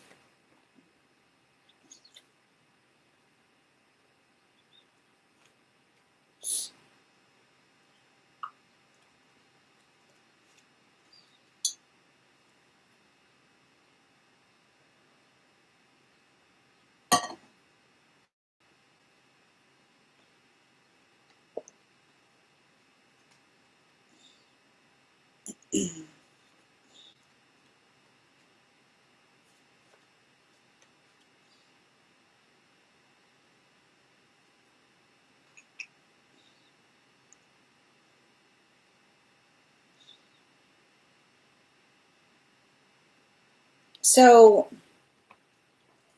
I'm going to give you an energetic read in terms of what I'm seeing related to this individual.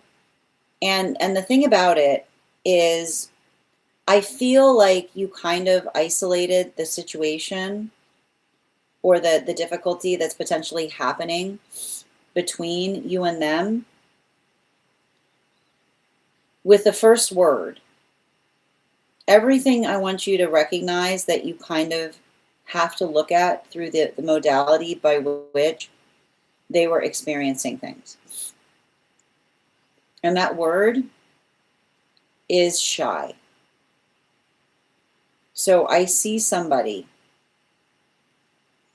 who, and it's interesting that you identified the fact that they were shy at the time, because I see a situation by which you effectively took someone under your wing.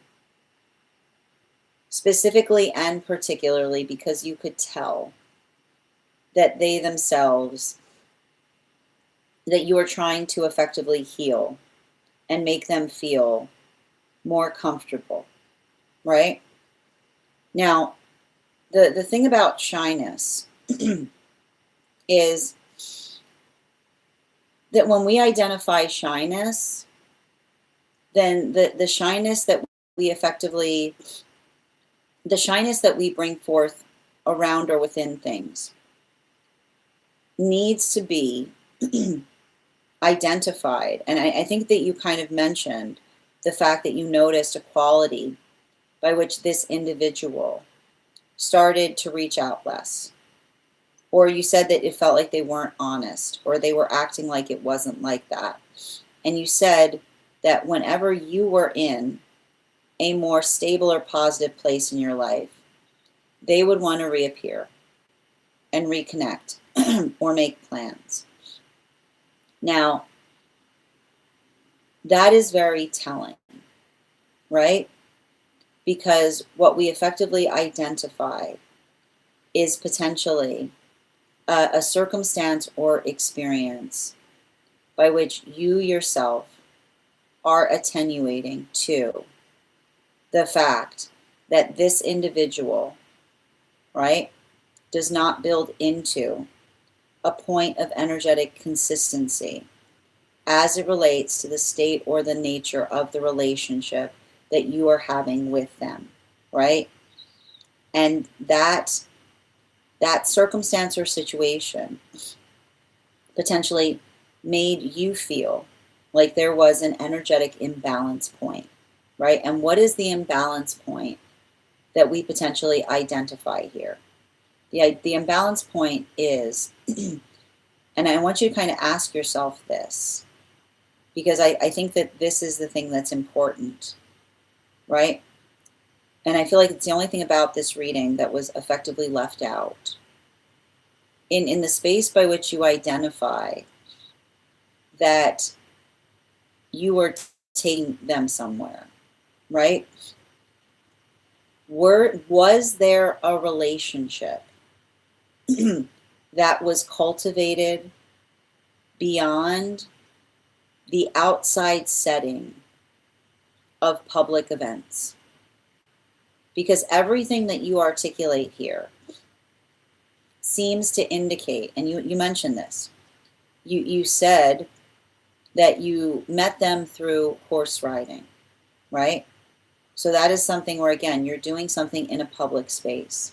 And then the space by which you are taking them out to public experiences with you, right? Was there the space by which they put that attention into trying to cultivate a personal relationship with you? Or was it one that was built purely on going to places and spaces together, right? Because what I see potentially was related to happening here is the disappointment of a relationship that was not building into the deeper fabric of getting to know one another, right? But rather being in the space by which you were effectively accompanying, right? Accompanying one another to different places, rather than building into a deeper personal connection. And that would give us indications in terms of some of the spaces by which you started experiencing disappointment, specifically and particularly, right? And the hard part about that is like when we're building into, right, accompanying relationships are often demarcated with the sense of feeling like we're energetically acquainted with one another. So I actually see somebody who potentially has a lot of intimacy wounds here, or someone who has an inability to form deeper connections.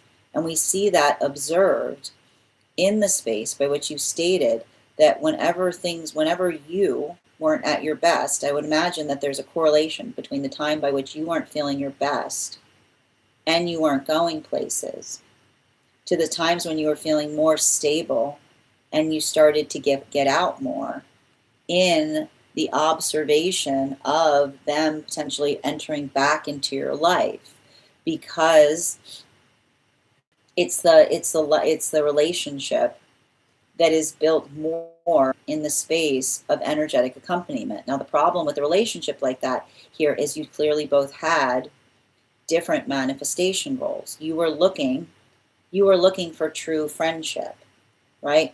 You were looking for true alignment. You were looking for the ability of being able to build into the context of knowing someone beyond what you do with them, but having a personal relationship to them. And you identified the fact that you felt put down. But I keep on seeing your disappointment is relegated to the fact that they seem to be continuing to stop beyond the point of the space by which you were accompanying each other to spaces. And you identified even that you stated, now in relationality, the one thing I want to be conscientious about is you did make a comment here about something that you were concerned was related to your own sense of appearance. I would be a little bit conscientious about that, because you did articulate the fact that you said somebody looked at you, but if they did not state something about it, you want to make sure that that isn't a realm by which you were projecting what you were already feeling, right? So the modality by which you were potentially looking for a cause or reason, and it felt like you were potentially building that association, I don't necessarily see that there's something there in terms of appearance that was coming through, so much as I feel like the space by which another person, and I want you to understand this, like that. Remember I said that the limitation between asking if things are all right? The energy by which another person potentially wanted to ask you something, but as we described, the fact that they're shy energy and they didn't want to effectively trespass, right? Now you identified that, one thing that you identified here that I think is important has to do, and it's okay to understand this. Like, the thing about this is that, to me, what we're effectively seeing in this is a situation by which you and another person were aspiring for two different types of friendship, right? And it's not to say, like, it's not to say that we don't have friendships by which we're comfortable by being just in the space of being acquainted with one another, because acquaintances, right? Acquaintances often are the most intangible sphere of friendship. It's the space by which we're aware of each other. We move in the same circles, and we attenuate or articulate if we're going to be places together. So what we basically see is happening is there was a boundary issue here between you and them, where we see that they were effectively attenuating in the fact that they wanted to stay in an acquaintance sphere, and you were looking towards the deepening. It's okay to feel like that. It's an expectation that we often have in the desire by which we hope that a friendship will go further.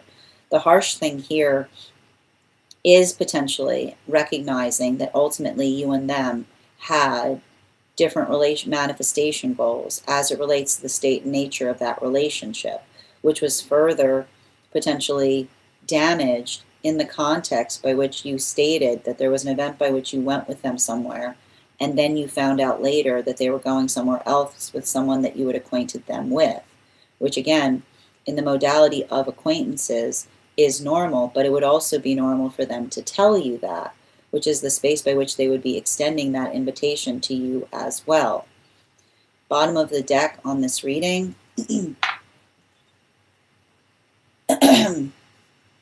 In relationality, right?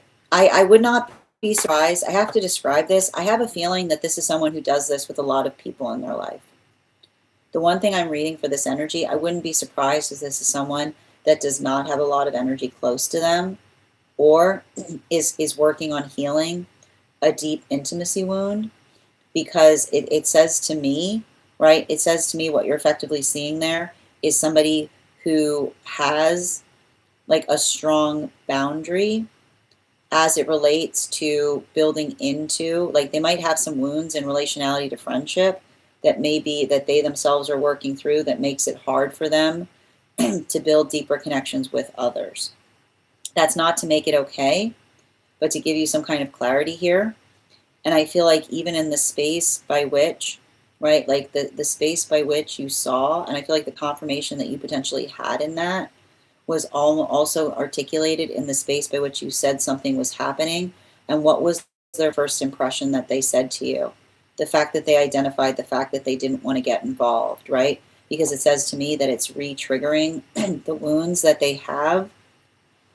I almost see a situation with someone who had a deep friendship that became too demanding, and now they're afraid to make friends, or they're afraid to get close to another for fear of potentially offending someone, or feeling the space by which another person is holding on to them too tightly. And I'm not saying that in the space by which that makes anything that you're experiencing from them okay, but just to give you a little bit of the architecture that I'm seeing around an energy like this, that trepidatiousness in terms of saying, like, I want you in my life, but this is the sphere that I want you in, and this is where I hope that you'll stay. When we're more attenuated with ourselves, we can articulate to others that that's occurring, rather than leaving another person somewhat quixotic as to what's occurring.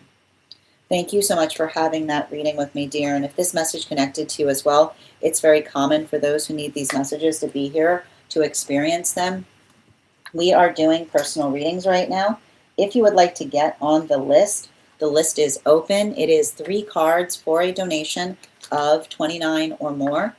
4 cards for a donation of $23 or more for my subscribers, links in my bio. Please keep in mind there are 3 things I do not read for across these apps: pregnancy, medical, and legal. Happy to give insight on anything in private readings, and you can book private readings on my site.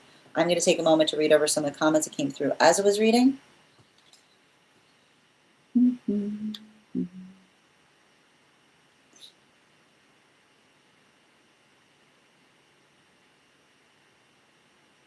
And Z-Salt, thank you for the follow.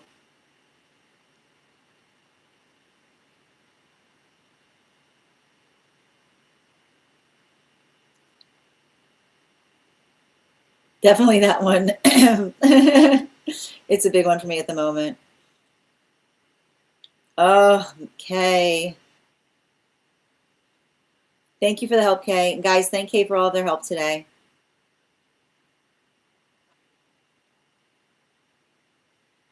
I understand. Ugh, walk it off, yeah. Thank you as well, Mamo.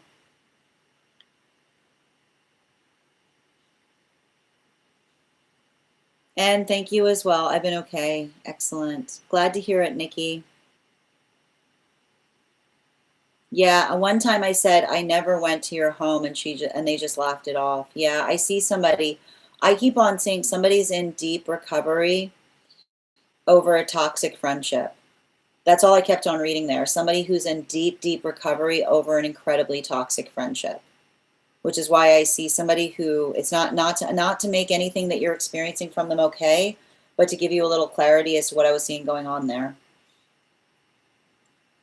Yeah, it only went out feeling good. Yeah, exactly. Grand Rising, Jess. Mm-hmm. Oh, and thank you for sharing the live, Mama. Always appreciate when you guys share the live. Excellent. All right, we're going to continue right now. The next person on the list for today is Alexandra. Alexandra, if you're here, can you respond in all caps? Let me know if you'd like a general reading or if you have a specific question you'd like me to answer.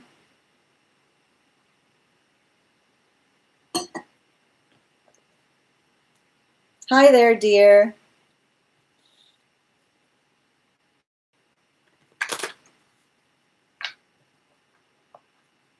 And guys, we are at 25.7K likes. When we get to 50K, I'll be gifting a reading back to the collective.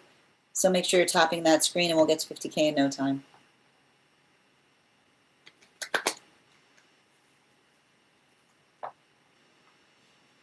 On the disco, I got you, dear.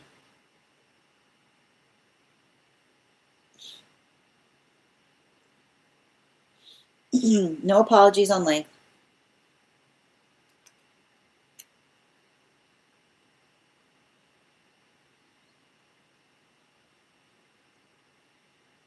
Okay. And before we continue right now, I am going to warm up the intuition muscles with an intuition check. We've got the animal oracle cards here. We're going to count back from 10, and when we get to 1, I'll reveal the card. 10, 9, 8, 7, 6, 5, 4, 3, 2, 1. We got the wolf. We'll do that again after the next reading. And for anybody who wants to get on the list right now, it's a great time to get on the list. You'll be the 5th person read for. We read for here, highest priority messages from Spirit, life path, angelic, dream interpretation, past life, mediumship, love readings, pet readings, animal spirit, akashic, mind, body, spirit, aura, and love. If you have information that's relevant for the purposes of our read, you can include in the notes when you send the donation. You can also post it in our subscriber-only disco channels in the appropriate channels. While I read over this, I believe it's inside T. Can you confirm that? Looks like it's inside T. Hearth warmer for you guys.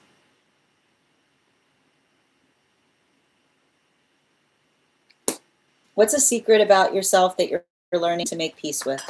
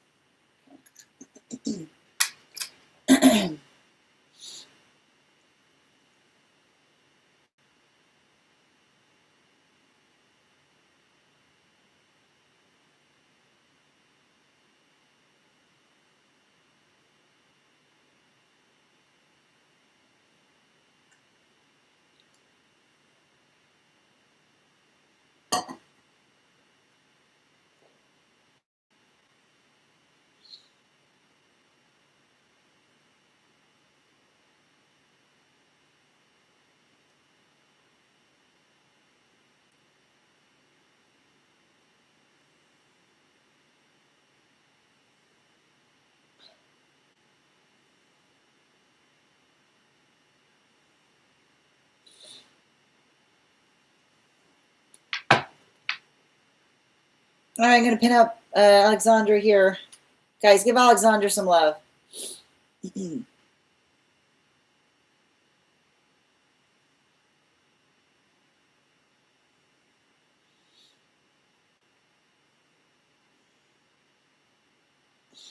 The 2 different designations you've given, are those 2 different workspaces that we're talking about?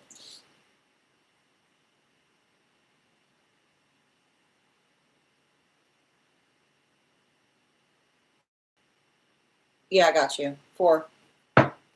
Mm-hmm.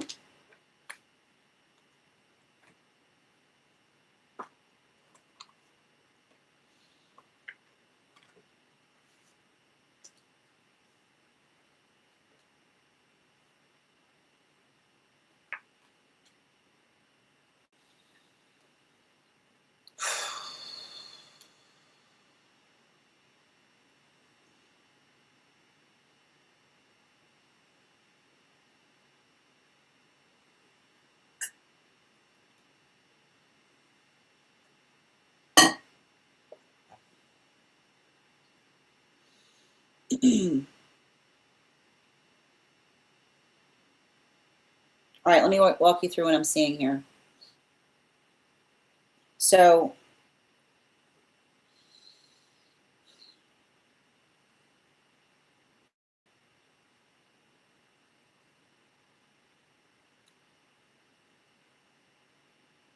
the first, I mean, there is a the nice thing about recognizing a toxic environment is that you can let it you cannot be a toxic environment is not a reliable one.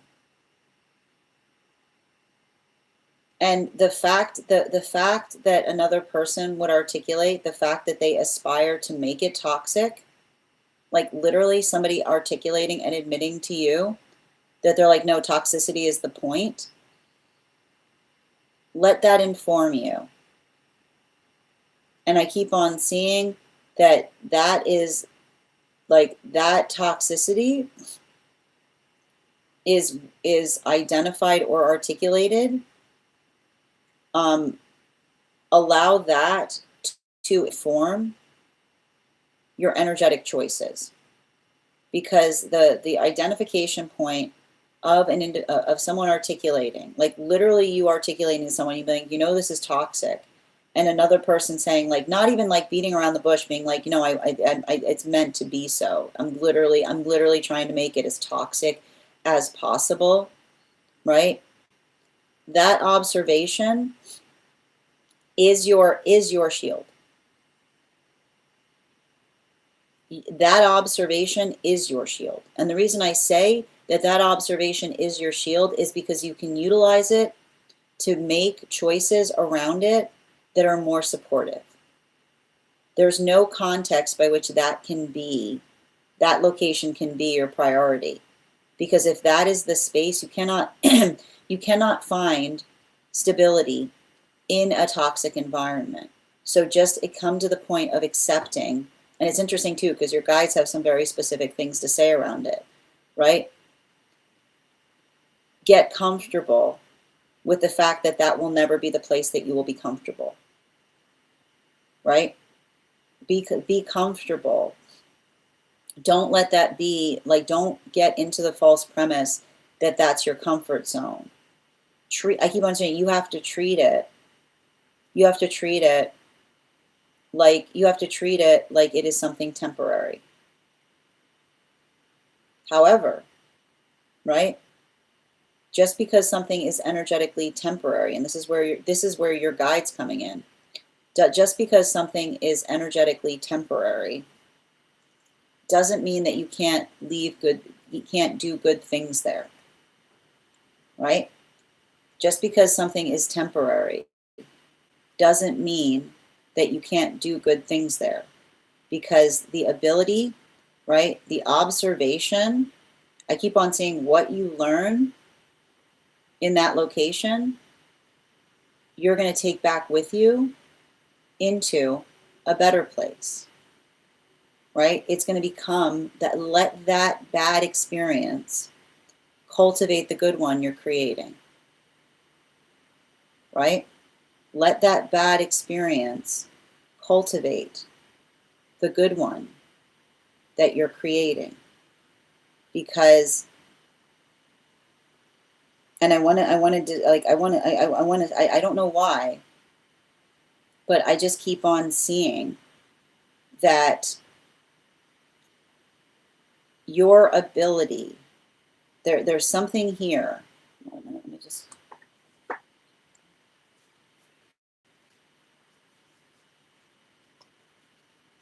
There's something here that's very important that I see is potentially happening, which is the observation. I keep on saying the space of you not getting, I keep wondering, the space of you not getting upset, or the space of you not getting reactive, but just observing the way something is and allowing it to inform your choices. I feel like I see a circumstance or situation by which your time, right? This is, I keep on hearing, remember, this is the sound of you becoming, of getting expertise. That is all I keep on hearing your guide saying right now. This is where you're getting your expertise. Because, and I want you to understand, expertise, unfortunately, it would be nice if expertise was fashioned. It would be very nice if expertise was fashioned in wonderful places. But the understanding, the ability of being able to see something and saying, this is awful, I know how to do it better, right? This is awful, I know how to do it better. This is the difference. What's basically happening right now is the difference between vinegar and honey. is what I keep on seeing. The difference between vinegar and honey. And I want you to write that down because I feel like it's very important right now, which is not the space, right? It's not the space by which, not the space by which you try to change someone, because clearly they've got their opinions on what they think works, but the space by which you are going to be able to articulate to someone and say, I've seen how one person does it. I've seen how they do it. Remember how I talked about that vision board? Remember how we articulated upon the vision board and you saying, I've got a different take on things. I've got a different perspective on how it can be, right? Don't get into an argument with them about the fact that they've got a horrendous view on it. Is what I keep on saying. Don't get caught up.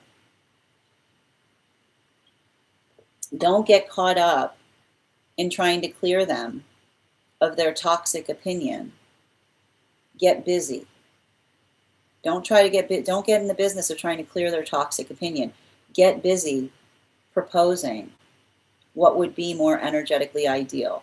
Because what you're doing now, I want you to think about it. You're building expertise on what isn't working, so that when the time comes, you'll be able to tell someone, this is what I think is going to work better. And I feel like there's something about that. Don't get upset by it. Get informed. Take notes.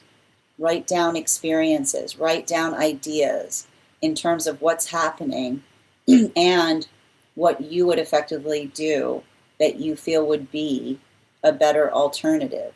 Because I feel like there's going to be some kind of situation where someone sits down and says, I would really like to hear your ideas. And you're going to say, well, since you asked, I have a couple. Bottom of the deck, there's no healing that, right? When another person tells you they're toxic, believe them, right? Literally, it's a situation by which you said to somebody, I don't feel comfortable. And they're basically like, I'm not trying to make you feel comfortable. I want you to be afraid here, right? That observation, let that be the space by which you don't have to have fear now, because you don't have to worry about the fact that it's happening. The shoe's dropped, right? Like that's where I feel like the nice thing about this is your guides, the guides that you have are very familiar with this territory.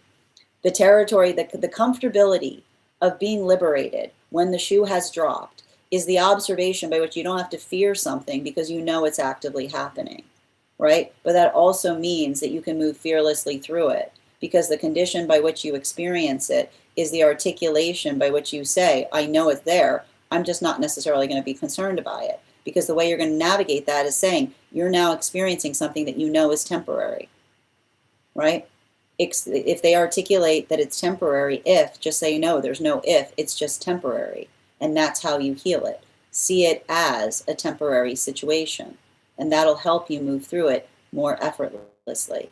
Thank you so much for having that reading with me, Alexandra. And if this message connected to you as well, it's very common for those who need these messages to be here to experience them. We are doing personal readings right now. If you would like to get on the list is open. You will be the 1, 2, 3, 4th person read for.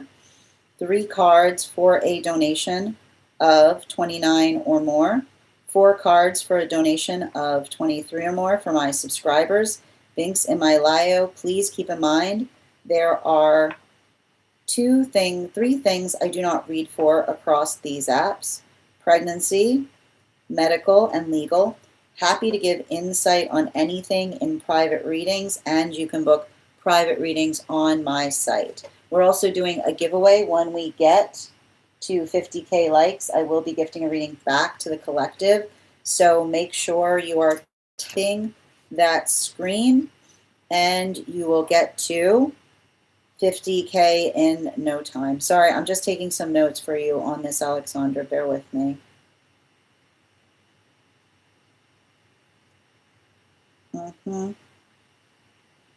Got it.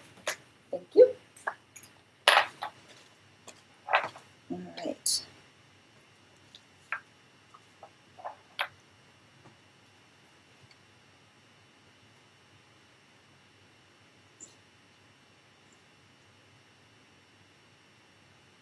And I'm going to read over.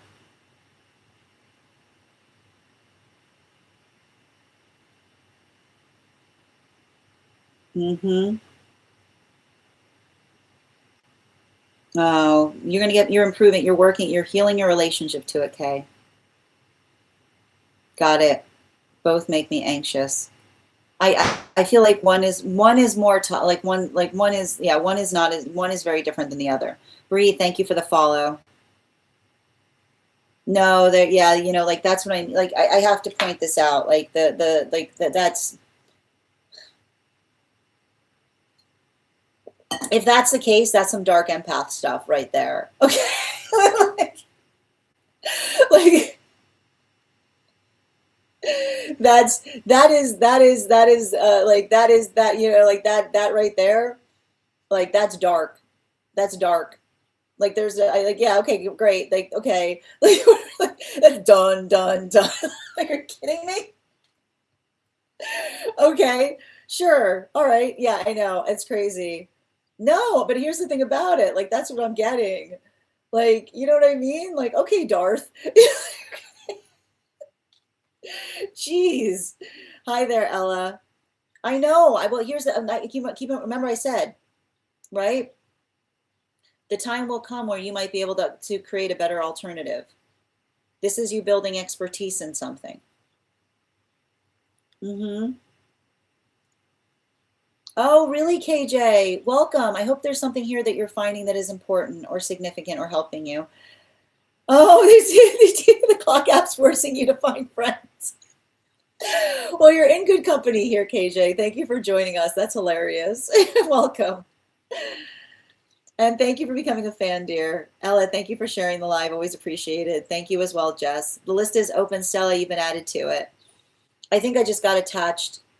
Yeah, it's bittersweet. And I want you to understand, right? Like, remember, it's not the fact that you're moving on. I didn't say that you have to move on. It's a space by which you're looking at something as temporary, right? Yeah, I know. I know I should already be used to change, but it's hard regardless. But I keep on saying, remember, right? You don't, there's a difference between walking away and having to beat to another person's drum. You know what I mean? I think that there's something important to notate there. And again, there's some attenuated messages that are coming up on here to pay attention to. And I think, like, again, if you want to reach out to me, like, I'm happy to mention that back to you if you want to let me know, because it feels to me like both of your guides are reinforcing it. Yeah. So the books are effectively, sometimes when I'm doing a reading for those that I read for frequently, there are internal messages that come through that would effectively, that are deeper in relationality to the context of the reading, but overall, like the general readings I'm doing for someone. So that's often, I hold on to them in the space by which I move into a mentorship capacity for another, so that I can build into the context of that, or the space by which there's something offline that I can help, that I can tell someone about the situation that is effectively, basically, the guides asking me to be discreet about something. You're no problem, dear. No problem, KJ. Absolutely. All right, we're going to continue right now. The next person we're reading for today is User Once Known. User, if you're here, can you let me know if you'd like a general reading, or if you would like to have like a specific question you'd like me to answer? KJ, it's different for everybody. The one thing I often do, and like I like to point out, sometimes I get notified of someone's guides before they do, because guides sometimes like the time to be able to introduce themselves properly. But the guides effectively, each guide is different in terms of how they want to arrive to someone. So sometimes we come into the understanding of connecting to our guides. Sometimes we find them. Typically, the more that we leave room or invest in terms of finding them, they leaves them more room to step forward. But it's different. It's different for each and every individual, right? I'm definitely, and this is why I often build into mentorships, because I'm not someone that says that there's a one size fits all approach in terms of moving into path work. I've seen that occur for individuals in a countless different ways or countless different fashions. We also have different types of guides. So we often attenuate into the type of guide that you may have that's facilitating or working with you. You can have an angelic guide, you can have an ancestral guide, you can have a collective, guide. There's very different, there's different types here. So I often help those who are trying to connect with their guides build into the context of what, like the guides sometimes don't want to step forward fully, but the attenuation point in terms of what the guides I see around someone are indicating. You're so welcome, dear.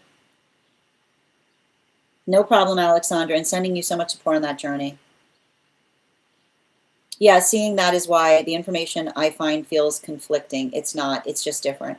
Well, and a lot of the work, I like to do a lot of the work that I do with mentees is helping to effectively understand or better understand the context of the messages that are coming through from guides, because it's hard, because sometimes guides, it's sometimes hard to decode like what the guides are trying to effectively articulate to us. So a lot of the work that I do is helping another understand what they're receiving with more clarity. Yeah, absolutely. And if you want to, KJ, you can find the links for that over on my site. You can also email me if you have questions about it. Absolutely. Oh, you have to? Okay, no problem. No problem, dear. Just let me know when you want to come back for that reading, and I'll add you back to the list. All right, so user wants to know, needs to step away. The next person we're reading for today is Tate. Tate, if you're here, can you respond in all caps? Let me know if you'd like a general reading or if you have a specific question you'd like me to answer.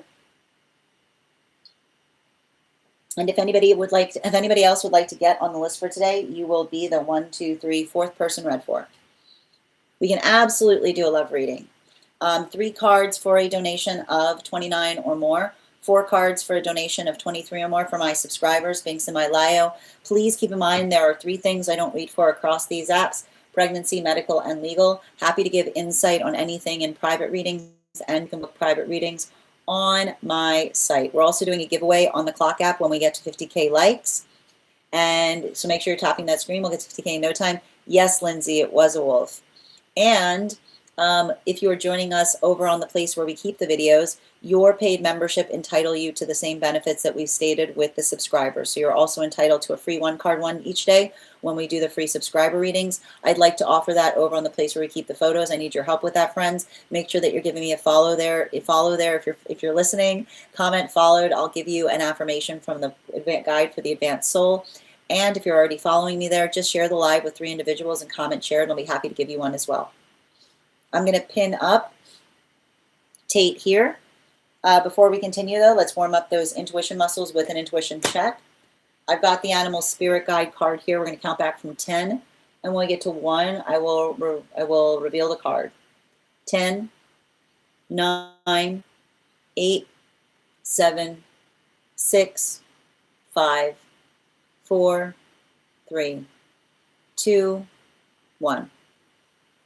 We got the frog. Thank you. We'll do that again after the next reading.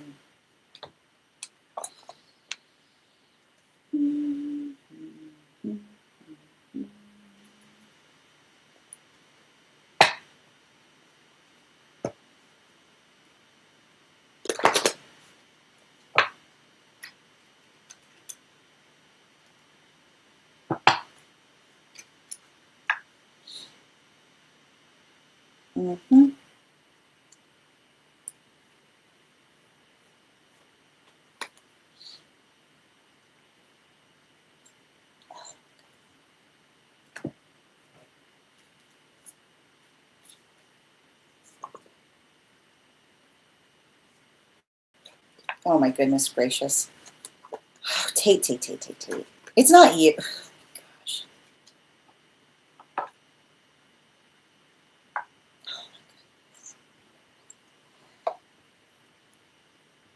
You know, here's the thing.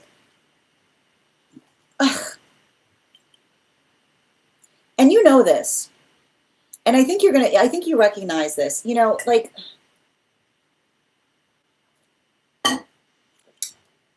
I don't know what you got away from. Okay? But I want you to understand, there is nothing more deplorable on this earth than when someone has a catch and they try to make them feel like they're a dish rag.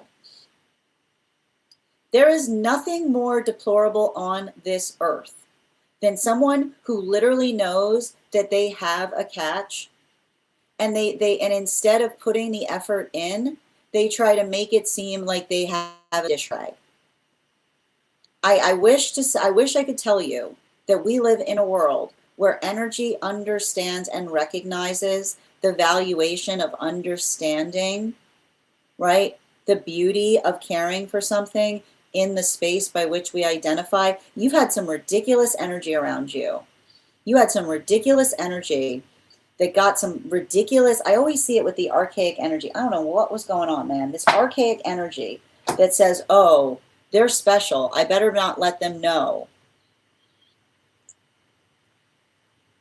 You know, the most special person, the energy that will let the most special person in their life go by saying the dumbest thing possible, which is what makes you so special, right?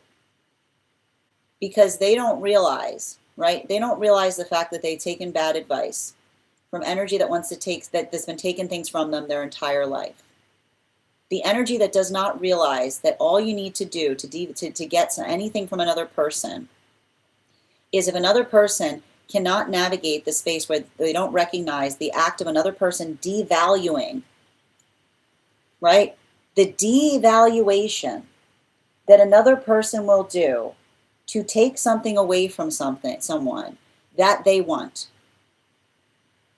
The devaluation that another person will do to take someone away from someone that they want. Because I feel like, and the worst part when I read for you is it's not just the fact that it's happened once, you've got at least two around you. And I have no time or empathy for someone who is so easily influenced that they can they recognize is the best thing, the thing that they've always aspired in a counterpart, and the space by which they allow another person to corrupt their own opinion on it.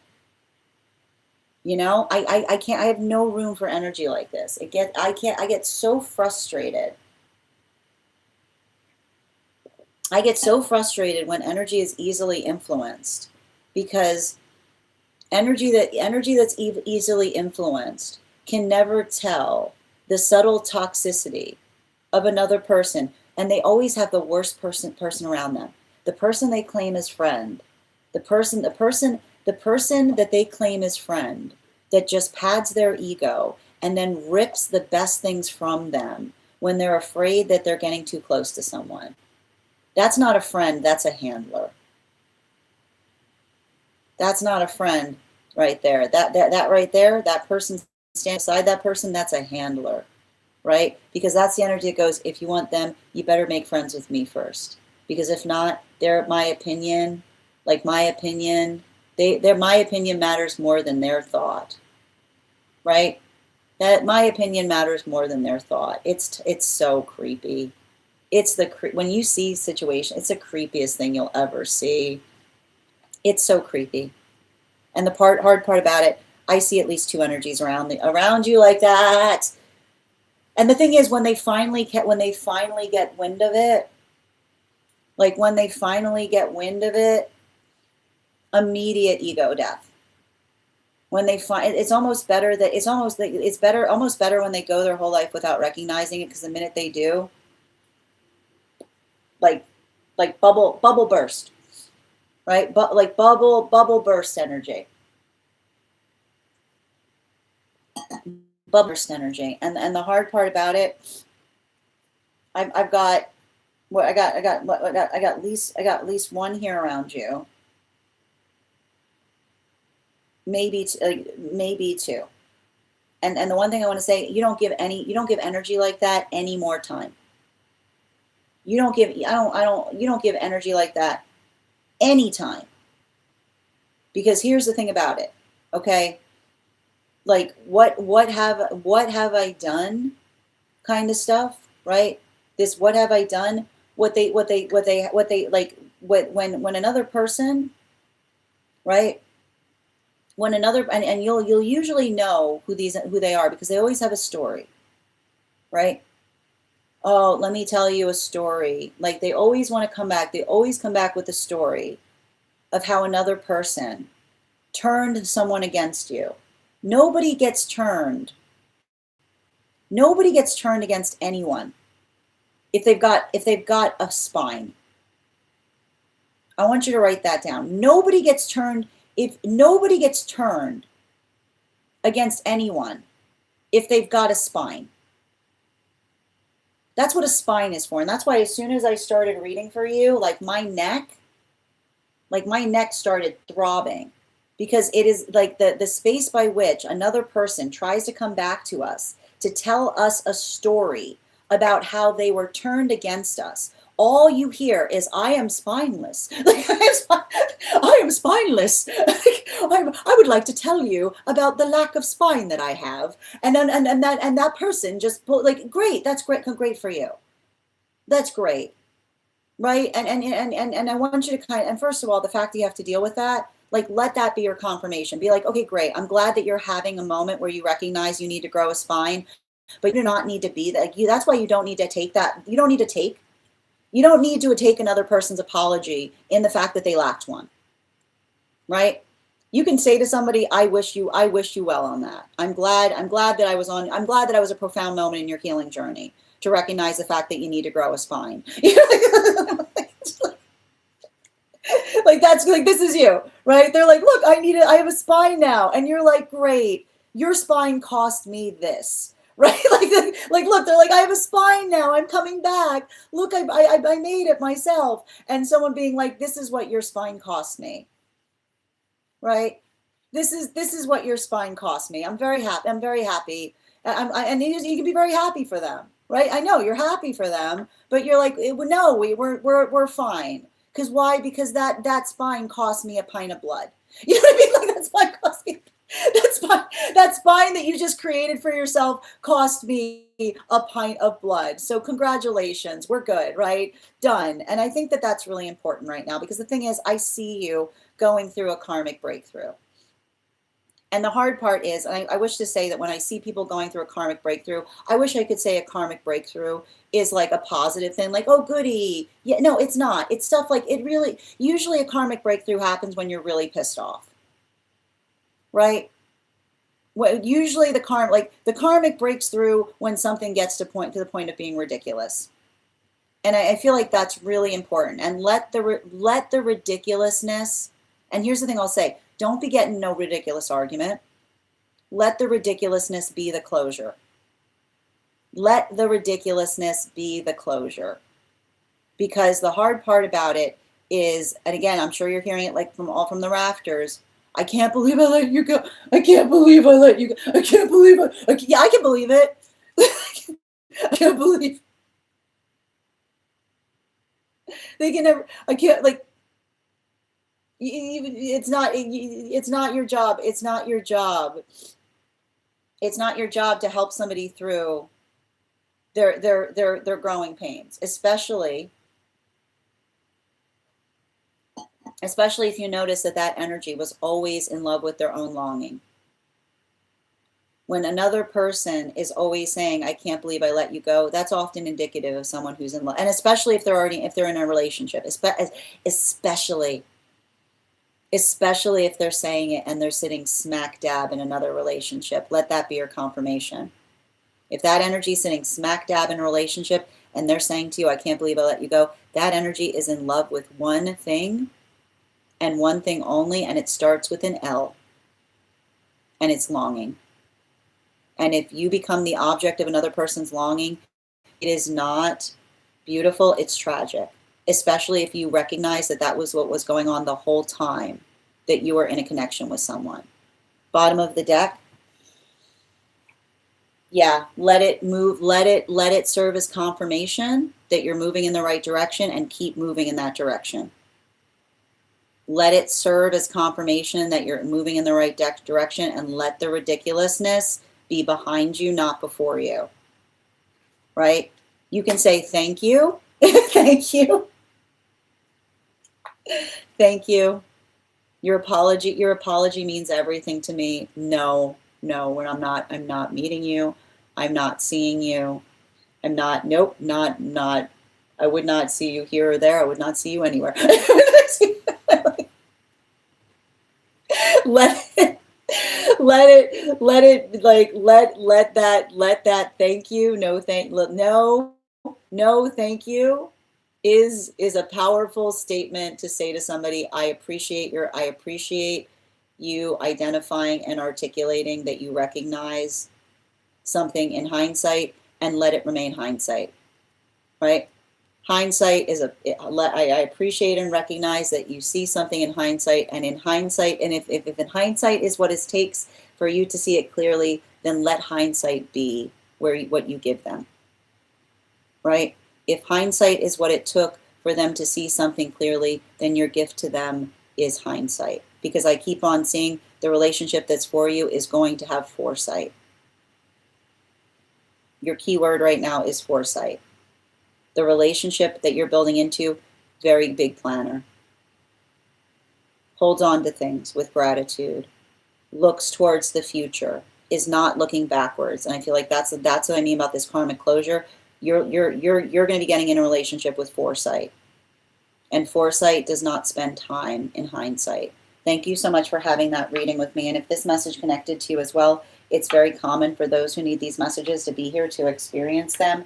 We are doing personal readings right now. If you would like to get on the list is open. You will be the third person read for today. 3 cards for a donation of $29 or more. 4 cards for a donation of $23 or more for my subscribers. Binks in my bio. Please keep in mind, there are 3 things I do not read for across these apps. Pregnancy, medical, and legal. Happy to give insight on anything in private readings, and you can book private readings on my site. And just reading over some of the comments that came through as I was reading. Titch, thank you for sharing the live. Always appreciate when you guys share the live. B2, thank you for the follow. Godson, thank you for the follow. You're kidding? Half asleep, and I was like, it better not be the frog, and it was. Look what you did. And of course it was.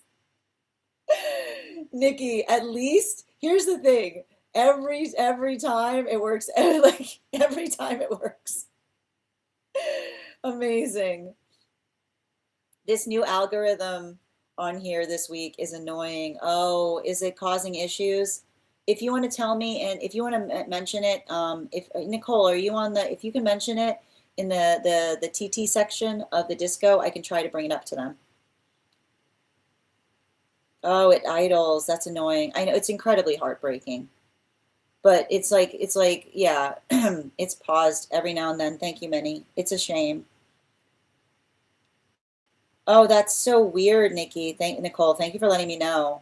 No, that's very frustrating, for real. I hate that I've been there. I feel like I'm always there. Thank you for also receiving this message, Jess. Yeah, I'm not. I know who this is about. Well, that's why I keep on hearing. There's a couple of them, you know? Like, and I want, like, oh, you were right. Being like, I don't care. Like, I like literally, like being like, it's really satisfying. Like someone being like, you were right. Being like, it's really satisfying that you had to stay around to be proved. You know, like that. Like, oh, you're right. Being like, it's not satisfying to hear you're right. Being like, like, it's nice that you had to be proved something rather than another person believing you, you know? And Valentina, thank you for sharing the live. Thank you as well, Ella. Hi there, Armai. My loft. Yeah, they tell on themselves. Exactly. Yeah, when others turn a person against a person, that's a spineless person. Like, that's all. Again, that's why when another person says it, being like, okay, great. Like wonderful. Yeah. To get a reading, Miss Monica, all you do is send the donation via my tree that has Binks in it in my bio. It's 3 cards for a donation of $29 or more for non-subscribers. Yeah, karmic break is a nice way of saying it. It's hard to close out. It's a breakthrough, but it's frustrating, you know? And Susie, thank you for the follow. Yeah, crickets, but claiming that message. You're so welcome, dear. You're so welcome, puppy. Not even near a chair. You're welcome, Conchita. How you doing today? Excellent. Great. I'm in the next. If I'm next, skip. Nicole, did you get on the? Oh, you are next. Yes. Okay, you want me to skip? No problem. I understand. Yeah, make sure that you're in a space by which you can have the reading. I'll hold it until you're ready. All right, we're going to continue right now. Nicole needs to hold on the reading, which means the next person we're reading for today is Stella. And if anybody wants to get on the list right now, it's a great time to get on the list. You'll be the second person read for. 3 cards for a donation of $29 or more. 4 cards for a donation of $23 or more for my subscribers, links in my bio. Please keep in mind there are 3 things I don't read for across these apps: pregnancy, medical, and legal. Happy to give insight on anything in private readings, and you can book private readings on my site. Nikki, thank you for getting on the list. I've got 4 spots available today before the list will be closed. Got you. Excellent. And so I've got a reading. I have another email I have to read right now. So before we start this reading, so just bear with me. And in the meantime, let me give you guys a hearth warmer.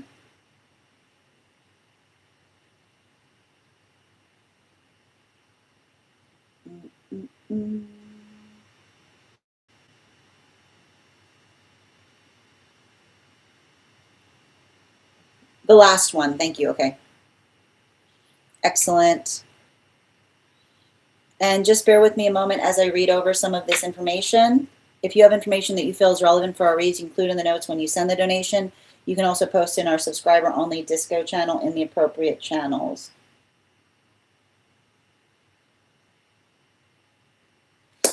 What is a changed hearth warmer right now is, what is a way that you changed your perception that changed everything? Okay.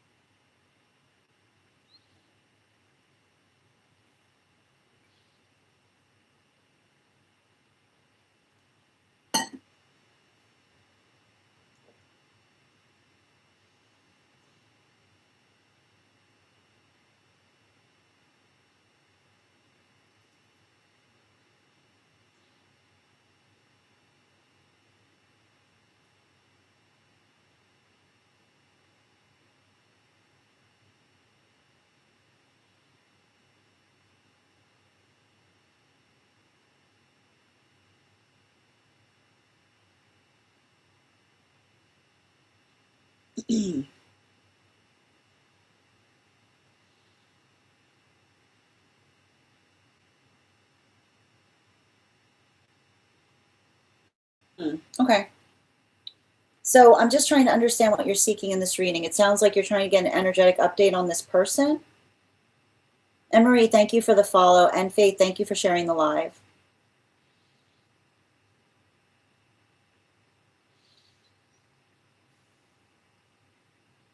Sure. Okay, I got you.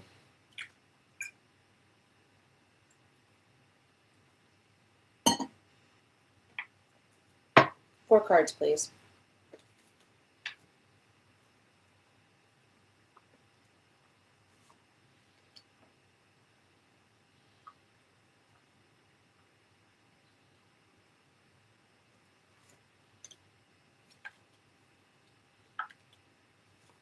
Yeah, I mean, I feel like it's pretty, I mean, you are in danger in those experiences.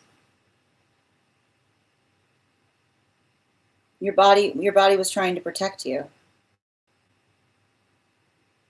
And I think that the way you can kind of recognize that, and I want to point this out, like I like to point out that often, like when we talk about the fact that the body keeps score, you know, sometimes our bodies can attenuate things that we ourselves don't recognize or realize. And I think you identified the fact that, and I want you to understand, everything that you needed to know about that person was navigated in the space by which you asked if someone could accompany you, and they said no. I want you to recognize how energetically unreasonable that is to say. And especially in the context by which they didn't give you, because they articulated the fact that their opinions had to do, like their opinion upon someone overrode your desire to be with someone, which gives you two indications about the type of person that you were seeing. Because either, and this is why your body was reacting that way to them, because either one of two different things was occurring. Either, right? Either they were trying to control who you were friends with, or, and this is much more dangerous, the fact that they were trying to contrive situations by which you would be in situations by which you didn't know anybody but them. And a lot of the energy that I'm seeing here in terms of this reading is giving me the latter. That what they actually they didn't mind that person at all. They don't even know them. They had no qualms. How would they know them? It had nothing to do. They just needed a reason. They had no opinion of that person. The reason that they articulated the fact that they didn't like them was because they were trying to get you alone. And not only the fact that they wanted you alone, they wanted you in situations by which the only person that you knew was effectively them. So that was the opportunity or situation by which you were completely dependent upon them in the experiences by which they were taking you places. So that's why you articulated and you stated, and this was antithetical to their own desire, because you articulated the fact that you wanted to go places with them because you wanted to meet other people. I wouldn't be surprised if you went to places with them and when you tried to meet others, they got angry. Or if you felt that in some way, shape, or form they wanted to leave, or they continually tried to interrupt you in the context of you trying to articulate to others or meet them, or the fact afterwards they tried to tell you that they didn't like the person that you were speaking to, right? Because a lot of that, the energy, the understanding of the difference between someone building a healthy relationship with us versus somebody who's trying to cultivate a relationship by which another person is purely dependent upon them has to do with the modality by which, right, they don't move you away from something that is natural and logical and healthy.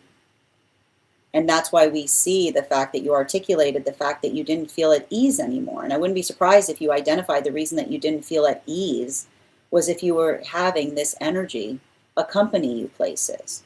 Because if it's a situation, right, if it's a situation by which another person knows that you're outside of your comfort zone and further has articulated the fact that they are going to try to move you away from energy simply based on their preference rather than your comfort, that is someone who told you immediately that their preference overrides your comfortability. But that's what you identified was feeling off. It's not off, it's an alarm bell. It was a huge alarm bell because with energy like that, you can never tell if the reason that they wanted you alone was because they were looking for an opportune moment by which you yourself were isolated. And you potentially saw that in the situation by which you identified that you said that you were so uncomfortable, right?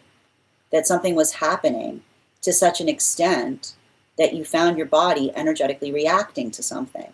And I need to point this out. That was your body protecting you from this person. Because in the modality by which you said some kind of warning sign, and you said it was weird because what happened, and this is how attenuated your body is to, like, you have to trust your body cues. Because I need to point out, what did we identify? The beauty of understanding healthy intuition is that healthy intuition guides us to a miracle. So there we see your body was reacting, and then you identified your body reacted before they grabbed you. Your body reacted before they grabbed you, which was inappropriate for them to do. So it's like your body anticipated the fact that they were going to potentially perform a violating move towards you. So this is effectively, again, learning to trust your intuition. And what happened in that moment, the response that your body had before they did so made them feel surprised and reviled, that moved them away from you, right? And that disgust was the act of your body protecting you from the off-putting feeling that you had that somebody was waiting to try to make a move on you, right? Do you see how incredible your own intuition is and your own body protecting you from someone? And again, much like we had in the previous reading, right? The body cue that told you that you have that intuition that helps you feel affirmed, because that was your body saying, yeah, there's something you have to be wary about. This person is about to try to make a move on you. And that's the space by which you said, and here's the thing about it, I feel like you said in that moment you were humiliated. You should have celebrated it, because you identified the fact that you said you had never been treated like that before. And if you had not been responding that way, it would have been worse, right? It would have been even worse. And again, it's interesting because you said the space by which you identified the fact that that person asked you for coffee, and you said that you got along well. And again, they offered to, again, what were they trying to do? They offered to do something that would isolate you again, right? So what do we see? This is an individual that potentially had other plans in terms of what they were aspiring for, and the space by which they kept on trying to get you in conditions by which you were alone, right? And the identification point of that experience that reaffirmed your own intuition, because it's almost like your body knew before they did it what would happen and knew what to do to keep them away from you. And further, right, reaffirmed in the space by which, again, even when you tried to have a harmless moment with them, what were they trying to do? They were trying to get you alone again. So that is the confirmation, right? This is almost the space by which you can understand that that energy, right, did not desire the same relationship as you. And in fact, may have had, right, they clearly had other intentions in terms of why they were trying to connect with you beyond friendship. And your ability of noticing that was even beyond the space of your own, even you recognizing or feeling like something was off was reconfirmed and reaffirmed in the space by which every time, right, every time there was an opportunity, they tried to separate you from energy instead of bringing you to places, looking for an opportunity to get alone with you. Bottom of the deck, yeah, much more dangerous. Much more dangerous, right? Because I keep on seeing an opportune moment that never arose, but your ability of recognizing that they were trying to create one, right? This is why I feel like the space by which you say, like the space by which you said that in that moment you're embarrassed about your body, you should be grateful, right? The gratitude and understanding that experience was one that would have gone, I keep on hearing, would have gone tremendously differently if someone had grabbed you and found something that was more appealing. Thank you so much for having that reading with me, Stella. And if this message connected to you as well, it's very common for those who need these messages to be here to experience them. We are doing personal readings right now. If you would like to get on the list, I've got 4 spots available today before the list will be closed. 3 cards for a donation of $29 or more. 4 cards for a donation of $23 or more for my subscribers. Please remember, true readers will not demand that you inbox them for readings. Please make sure that you stay safe. Remember, this is also my only account. The only way to book a reading with me is through my site. Taking a moment for anybody who's interested in getting on the list, we read for here: life path, highest priority messages from spirit, angelic, dream interpretation, past life, mediumship, love readings, pet readings, animal spirit readings, akashic, mind, body, spirit, love, and aura. If you have information that you feel is necessary or relevant for the purposes of our read, you can include it in the notes when you send the donation. You can also post it in our subscriber-only Disco channel in the appropriate channels. And Marie, thank you for the follow. And thank you, Faith, for sharing the live. Always appreciate when you guys share the live. Remember my hand. Yep. It was a good thing. Yeah, that was your body protecting you from what you knew they were going to try to do. Charlie, hello. Yeah, absolutely. Exactly. You're so welcome, dear. All right, we're going to continue right now. The next person on the list is Nikki. Nikki, if you're here, can you respond in all caps? Let me know if you'd like a general reading or if you have a specific question you'd like me to answer. And if anybody else would like to get on the list right now, we've got 4 spots available before the list will be closed. We're also at 31.4K likes. When we get to 50K, I will be gifting a reading back to the collective. So make sure you're tapping that screen and we will get to 50K in no time. And just a reminder to anybody joining us today, we've got tarot class tomorrow. You still have time to enroll if you'd like to. You can head over to my stack. Your paid subscription is your ticket of entry into our class tomorrow. How you doing today, Nikki? If you become a monthly subscriber, you'll have access to over 9 hours worth of material in the Tarot Church Library Class Archive. And if you become a founding member, you will have access to over 20 hours worth of material and a discount on the full year's worth of classes. Ooh, we've got a dream coming up. We haven't had a dream today. If you guys have a dream that you would like interpreted, you can include it in the notes when you send the donation. You can also post it in our subscriber-only Disco channel in the appropriate channels. Excellent.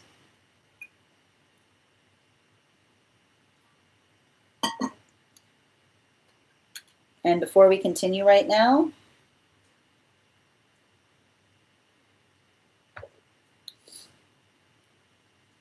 is this, okay, it's outside tea, perfect. It's a no problem. You don't have to apologize for the dream being long.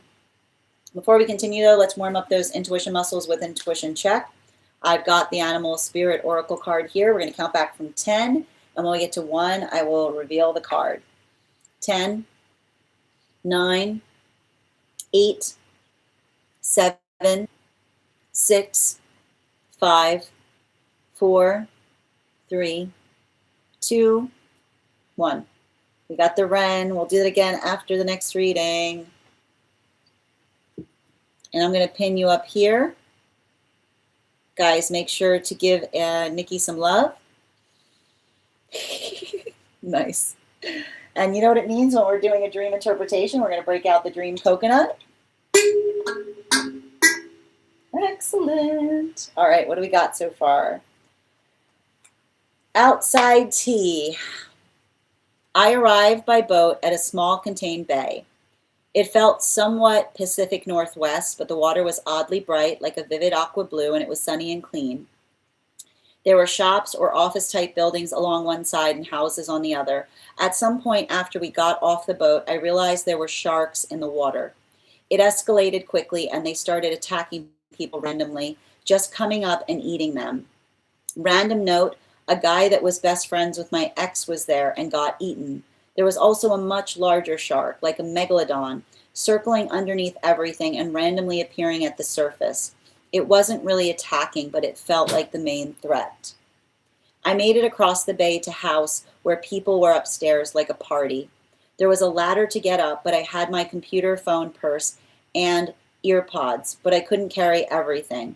I threw some of it up to people. They caught most of it, but someone dropped my phone, and it fell, but it was fine. I remember thinking about how I would get everything back later, and also how it was weird that none of my stuff had gotten damaged from the water. Then part of the bay turned to ice. It wasn't snowy, still sunny, but part of the water was frozen, and you could still see the bright aqua underneath.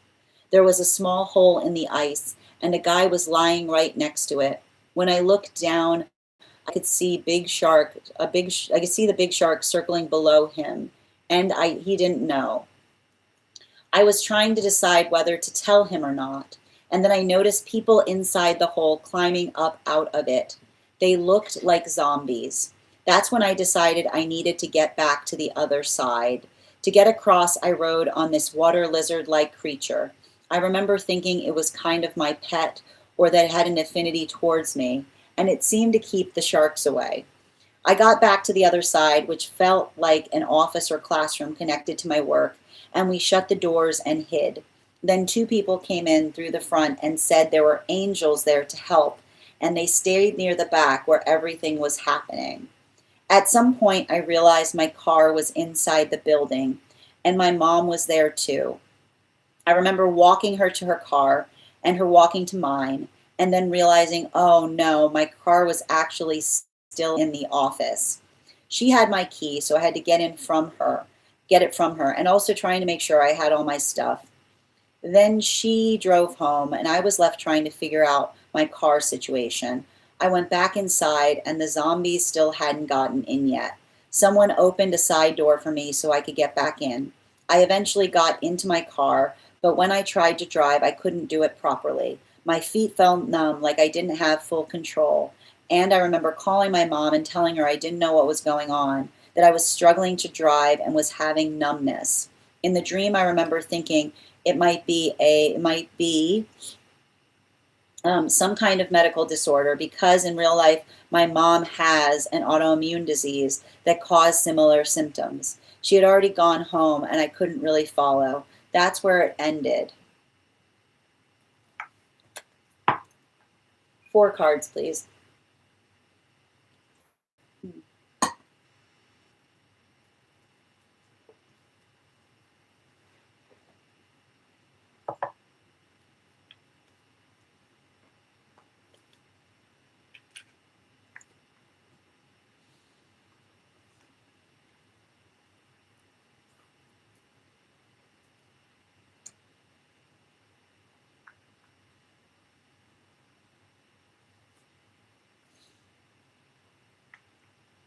Okay, so the dream is a shadow work dream, and it's about the nature of relationships. The first part of the dream is potentially the guides showing you the state or circumstances by which you arrive to the fact that not everybody has the best intentions in relationality to the connections that they're trying to build around them, which is the identification point of you seeing the fact that you said you arrived by a boat to a bay. And you said it felt like something like Pacific Northwest, but the water was oddly bright, like a vivid aqua blue, and it was sunny and calm. And you identified that there were shops or office-type buildings along one side and houses upon the other. So this is potentially working through the situation or circumstance with those who work to maintain a healthy work-life balance, which is why we see the office-type buildings on one side and the houses on another. And you said at some point, after you got off the boat, you realized there were sharks in the water, and it escalated quickly, and they started attacking people randomly, just coming up and eating them, right? And you identified the fact that you said a random note, a guy that was my best friend and my ex was there and got eaten, and there was a much bigger shark, like a megalodon, circling underneath everything and randomly appearing at the surface. You said it wasn't really attacking, but it felt like the main threat. And so this is potentially working through the space by which others have been consumed by situations and circumstances wherein there wasn't a healthy work-life balance, or entering situations by which there is a false illusion of there being one that was quickly recognized to be not the case. And that's the space by which you potentially recognize someone who goes into an experience and the work part starts encroaching upon the life part. Because what we basically see is happening here is that in the bay, the energy that is in the bay needs to travel across the bay in order to reach, right? In order to reach their homes. So what do we see that's happening? The space by which another person identifies that that's going to be fine, but then when they try to do so, they get consumed, is potentially, I wouldn't be surprised if you have a hard time keeping connection with those individuals, because it feels like all they do is work all the time. You never have any access to them, specifically and particularly because they feel like they have to be on call all the time, which would be the space by which it was in the bay, right? The security of the bay is an illusion, because even though somebody potentially articulated that they would have that privacy, It's something by which their work is encroached into every aspect or corner of their own experience. You then articulated that you made it across the bay to a house where people were upstairs, like a party. And there was a ladder to get up, but you had your computer, phone, person, and earbuds, but you couldn't carry everything. And you said you threw some of it up to the people, and they caught most of it. Some of it dropped your phone. It felt it was fine. And you remember thinking about how you would get everything back later, and it was weird that none of your stuff got damaged by the water. But the water that we potentially see here is, and this is where we understand this, because you said the part of the bay that turned to ice and it wasn't snowing, it was still sunny, has to do with the observation of you moving away from a situation like that, right? The space by which you identified that something wasn't okay, and you're like, I got to get out of here. And the moment which you did so, the bay turned to ice, because there are those, like, it's the understanding of those who are perfectly okay with waters like that, which is the encroaching of, right, and the encroaching of the work life into the personal one.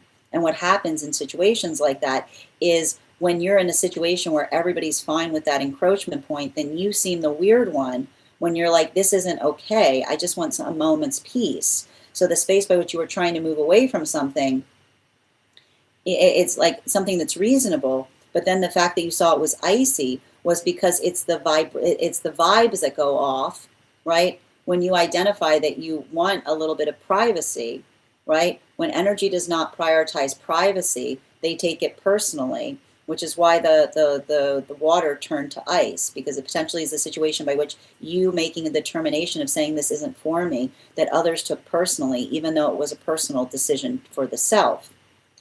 And that's why you identified that when you said when you looked down, right?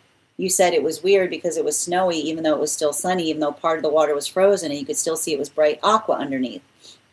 There was a small hole in the ice, and a guy was lying right next to it. When you said when you looked down, you could see a big shark circling below it because you didn't know it. That's people who are entering that experience, right?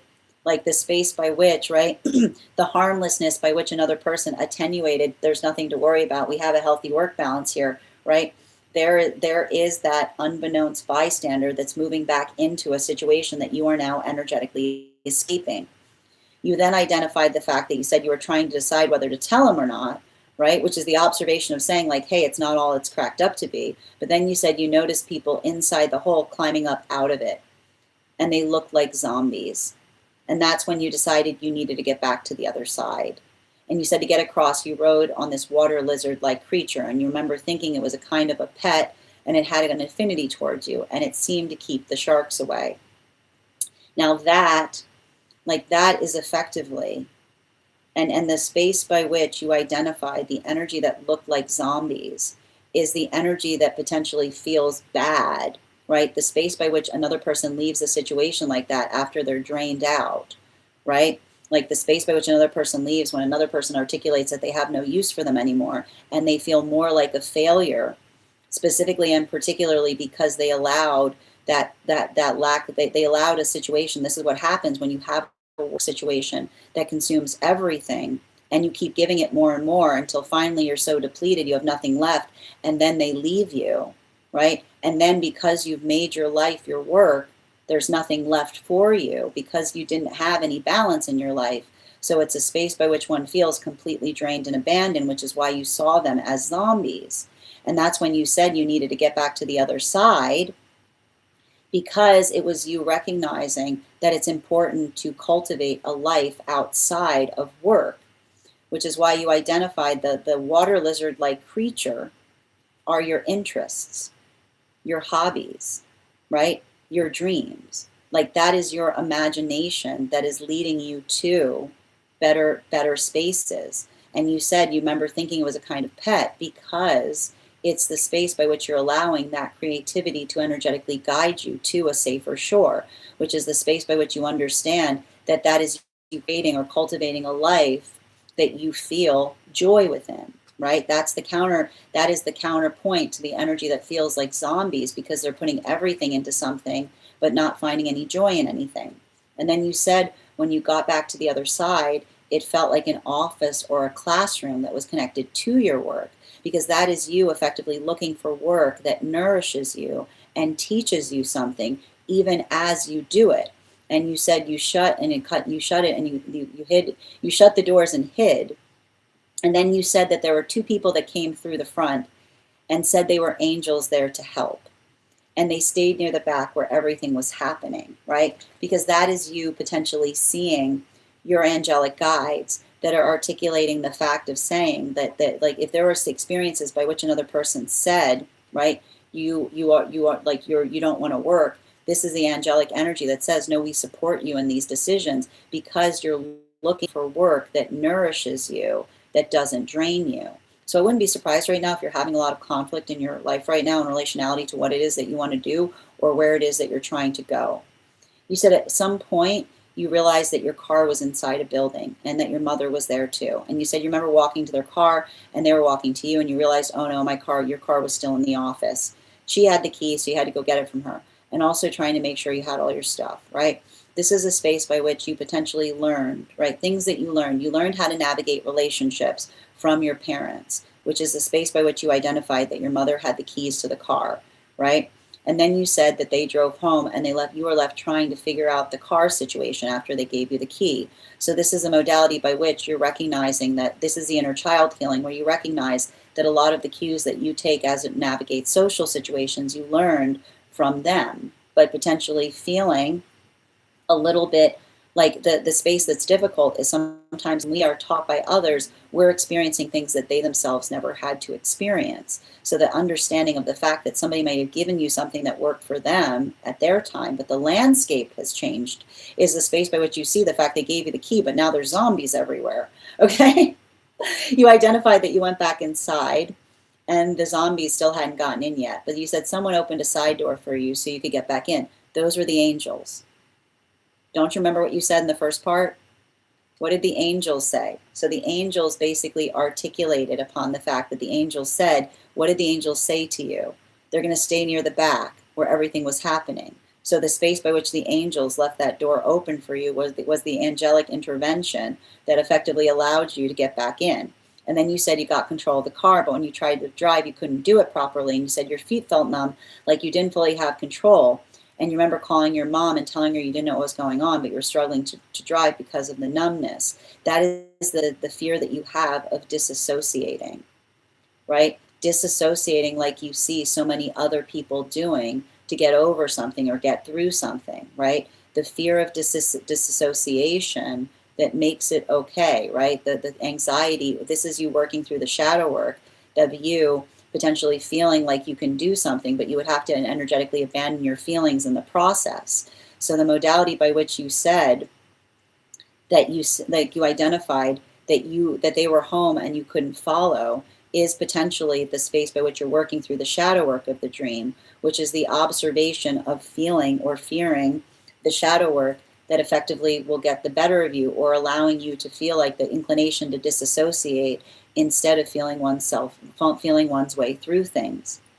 Bottom of the deck on this reading, 5 of Pentacles in its reversal. So the thing we're seeing with the 5 of Pentacles in its reversal is potentially feeling or experiencing the abandonment wound of others, that potentially it feels like, I wouldn't be surprised if you feel like you've lost some friendships in your life because you've made the choice to move away from some kind of work or occupation or decision or determination, because the observation of potentially working through something and another person saying, like trying to bring towards you and say like what was wrong, and you saying like something was wrong, and another person taking it personally. It's the understanding that nobody gets to decide what a healthy work balance is except us, which means that the quality and the condition of that is subjective. For some, it's a lot. For some, it's a little. But the identification of what requires to make a healthy work-life balance is something that is personal, right? It's not qualitative. So I wouldn't be surprised right now if you're feeling like there's some kind of modality by which you feel like you're energetically connecting with another in the space by which you articulate that they're okay with something that feels like it's too much for you, right? So that's you kind of working through that vulnerability point in terms of navigating the abandonment wound that others may be feeling in the space, but I keep on hearing the space by which you're articulating a desire for the self, by which another person may be taking it personally. And that's the reason why we understand to each, like, everybody finds what works for them. We don't energetically compare, because that's the space by which we find compassion for one another. Thank you so much for having that reading with me, Nikki. And if this message connected to you as well, it's very common for those who need these messages to be here to experience them. We are doing, the list is now closed, but if you would like to get on the list for tomorrow, you will be the first person read for. You will also have priority, which means you'll be read for before we start the daily collective. I'm going to take a moment to read over some of the comments that came through as I was reading. Stella, I know you just got back on the list, but I wanted to ask, I need to make sure that I'm on a bit of a shorter time frame today, so I want to see how far I am able to get with the 1 cards. And if I have time, we can do your reading, but I just need to check first. If not, I can read for you first thing tomorrow. And I'm just going to take a moment to read over some of the comments that came through as I was reading.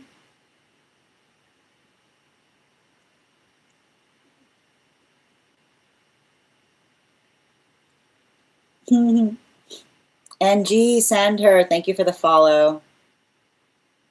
I usually have these when I'm dehydrated. Oh, that's wild, Minnie. But this is what I mean. I mean, you have to look. Every symbol is different depending on the context of the dream. So that's why I'm not a big fan of saying this symbol means that, because the context by which you have the symbol of the zombie that means one thing in your dreams versus how they show up in Nikki's could be completely different. This is why I like to do dream mapping with my clients, because we start to figure out what your symbols mean. Yeah, more shadow work, exactly. I was sort of thinking it was about past work environment, so that's interesting. So again, trusting your intuition, that's what it was about. Yeah, it totally was. It's definitely about my past work environment. It was toxic and cold. Hi there, the work-life balance was definitely not a priority. Very cutthroat environment. Yep, so as I mentioned, Stella, the list is closed, but if I have time after I do the 1 cards, I'll try to honor the reading today. If not, you'll be the first person we read tomorrow. Yeah, it did. It consumed everyone there, and it consumed me for a while too. That was an amazing interpretation. Yeah, exactly. I'm trying to decide what to do next. But that's why you realize you had to go back to the office for the car. And what happened when you went back to the office? You started to go numb, right? You started to feel like a zombie there, right? Yeah. And thank you for those gifts, dear. You're so right. I do have a fear of disassociating or of neglecting my needs or desires. Yeah, definitely been missing some of them. And my family, I loved work there, and now I don't. I think less. Yeah, exactly. This makes sense. This was a great interpretation. You're so welcome, dear. And thank you for allowing me to read on it. I did my best. Thank you guys so much. Yep. Excellent. Completely fair. Thank you, Minnie. Yeah, now I'm understanding the meaning of shadow work, aka dream work. And again, it's not that all dreams are shadow work, but this is a shadow work dream, right? Because this has already happened, right? And the space by which we have the shadow work, it's not something new, it's something that's already occurred. Oh, thank you. Well, again, so I appreciate that, guys. So I am on a tight, so the list is closed right now, and I do have a hard stop.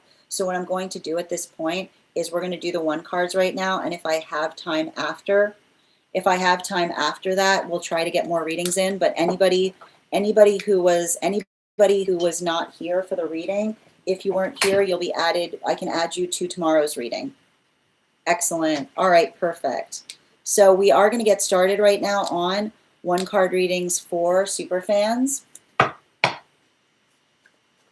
Excellent. And if you are a paid member over on the place where we keep the videos, your paid membership also entitles you to a 1 card reading. Okay.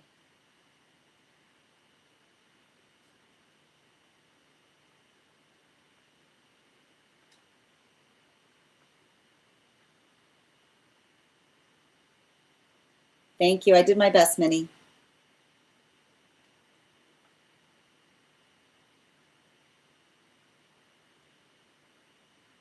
All right, 1 card highest for Nikki, please.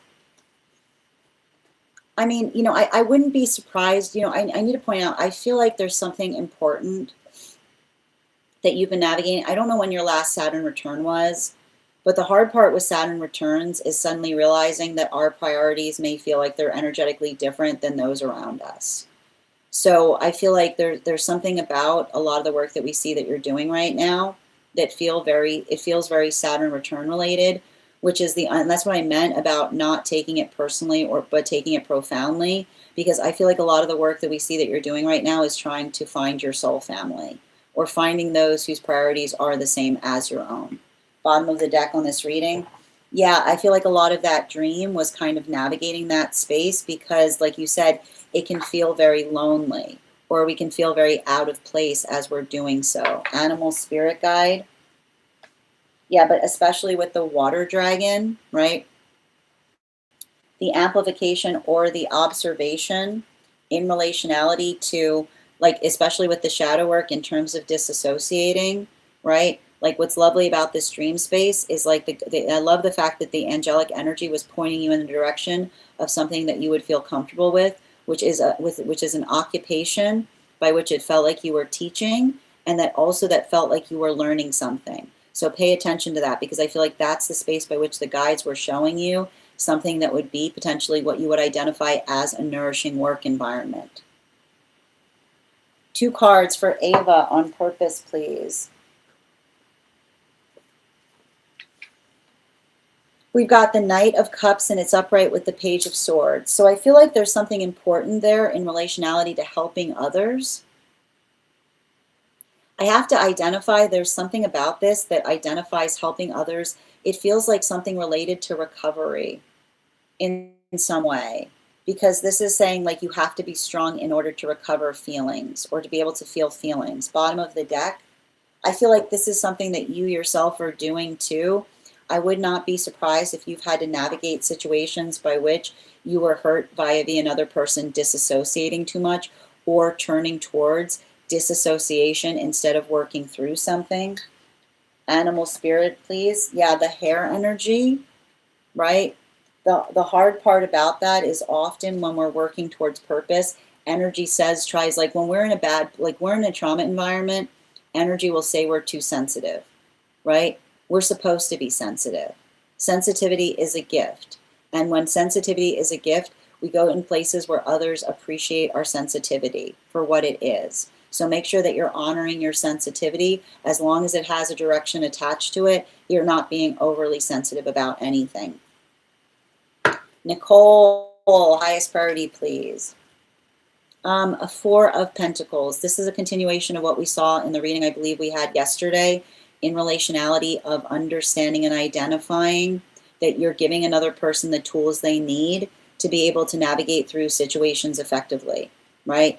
Make sure that you're identifying and articulating to another that they have those proper tools, and something in relationality to that. Just identify and recognize what feels reasonable. Bottom of the deck. Yeah, right? When we give each other the proper tools, then we equip each other for situations, because we understand then we understand that we're not like the energy around you. Like I keep on hearing, the energy around you knows the shape of what care looks like. Animal oracle, please. Yeah, especially with the fire dragon, right? That fire dragon articulates to us, right, energy that is able to honor their feelings. So as long as you're working the space by which you let another person know that their feelings are important, continue to build that sanctuary so that they can recognize and identify what it feels like when it's not there. Hold on a moment.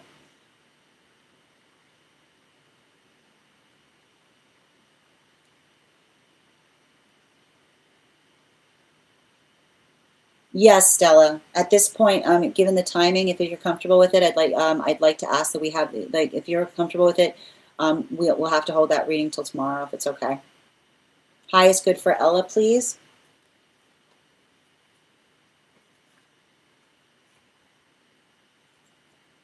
I feel like there's something important that I see you working right now as it relates to what feels like healthy partnership.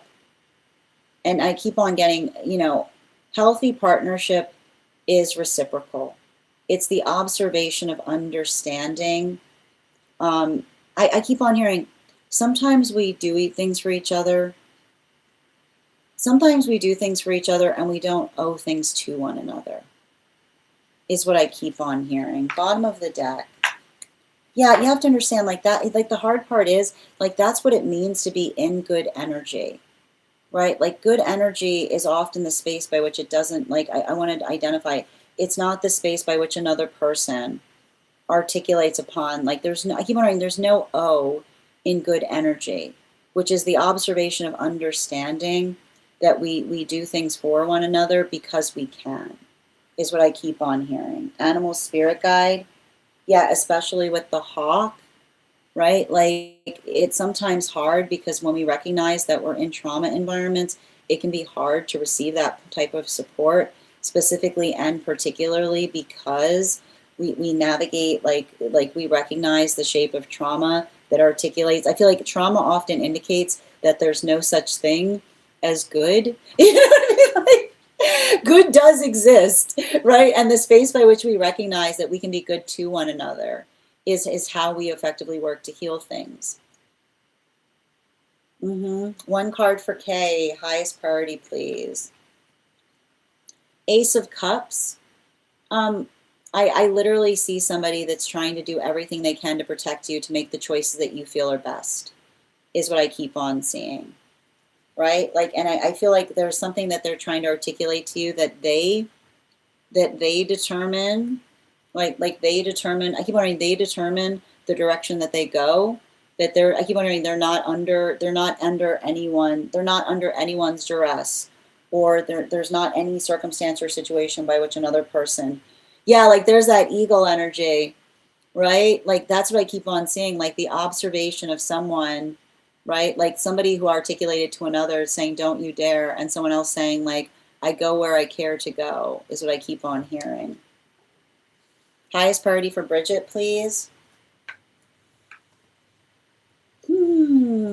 I feel like I would not be surprised right now if you're feeling like, the thing about this Aries energy right now is it can feel like a lot of things, like a lot of small things intensifying. So don't get too intense. Like don't get too overwhelmed if you're feeling things more intense right now, because the thing is, yeah, especially with the Hermit energy, it's like hypersensitivity that can often make us feel like the space by which we feel very attenuated to it. Energy like this can sometimes really get to us. But animal spirit guide, yeah, the horse energy, remember, it's not internal, external, right? It's a lot of the energy that we're currently experiencing that is potentially bringing forth a lot of feelings. Alexandra, one card on divine counterpart. We've got the Two of Wands. So again, I feel like it's somebody's seen you. Every time I read, I get two, which means somebody's seen you. Somebody wants to come towards you. Bottom of the deck. Yeah, they're not until they finish something. I keep on saying somebody is in the midst of finishing something and they don't want to split their time. Yeah, the fire dragon, right? It feels to me like energy that's very intense. Like when they choose a direction, they choose a direction. I wouldn't be surprised if they're coming out of a relationship and they're trying to give some time to it, to make sure that you don't feel like something about them approaching you, it has anything to do with a rebound. It is the water dragon, is like the megalodon. Good point. You're so welcome, Nikki. Excellent. Avatar, I already drew cards for you, right? Excellent. You're welcome, dear. I'm learning not to go overcome it. I know we are very close to 50K. Yeah, it is the Four of Pentacles, but I keep on getting, trust that you equip them in the best way possible. Absolutely. You're so welcome.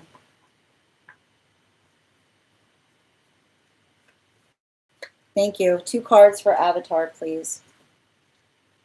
You know, it's interesting because I feel like I'm seeing something there, Avatar, in relationality to working through situations or experiences, in terms of like, I keep like no wishy-washy energy. Like no one who says something and then they say like I know, like when somebody says like, oh, I said that, and they say I didn't say that, like let that be everything that you need to know in relationality to confirmation on something. Yeah, trust your trust your intuition. Healthy energy does not require you to have to document everything or having to second guess yourself. Animal spirit guy, spirit please. Yeah, the stag energy, right?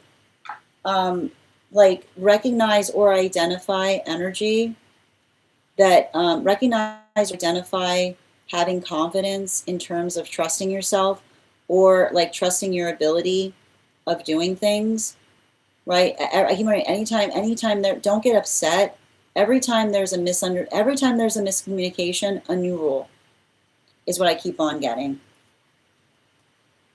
Stella, I got you, dear. Yeah, go for it. It's a great time to study. I feel like, yeah, especially with the Seven of Wands and its reversal, there's something about that I feel like, especially with this energy, is going to be, I feel like there's something about it that feels like it's going to permeate more effectively. Like it has a little bit to do with the Aries energy. Yeah, the Aries energy in combination with Jupiter in Cancer is like being able to get in depth with things. All right, my friends. Stacy, these are one card readings for super fans. So if you'd like to become a super fan, I'm happy to draw a card for you. My friends, we've reached the conclusion of our reads for today. I want to thank you guys so much for being here and receiving these messages. We will be back on. I got you, Ivana. Oh, yeah, absolutely. They've been coming through. Have they been coming through in your dream space again? Yeah, they've got your back on something, is what I keep on seeing. Yeah, energetic protection. Don't like leave it with them. Like don't feel like you like that. They're saying like especially with that stress, like you don't need to stress. Like they've got your back is what I keep on seeing. There's something about that, especially as it relates to protecting you from energy that doesn't have your best interests at heart. I want to thank you so much. Oh, who got missed? Minnie, thank you for letting me know. Minnie, can you repost your question, please?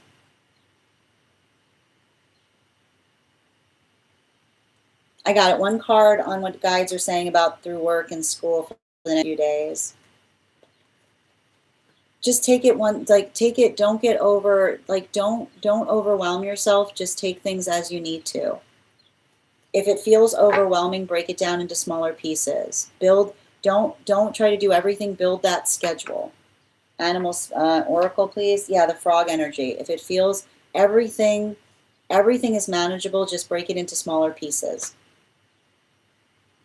All right, my friends, I want to thank you guys so much for being here and receiving these messages. We will be back on tomorrow at our standard time, 7:15 a.m. PST, 10:15 a.m. Eastern. If you'd like to get on the list and have priority before we start the daily collective tomorrow, just go ahead and send your donation today, and you'll be added to the list tomorrow. I want to thank you guys so much for being here today. Julia, I got you. Highest and best regarding roommate. Healthy boundaries. You got to make those rules, agree to them mutually, and then see if they stick to them, right? Mutual rules that then you effectively recognize mutual agreement upon. Yep, especially with the wolf, right? Make sure that they're mutually agreed upon and let the rules, like I keep on hearing, let the rules build the boundaries between you.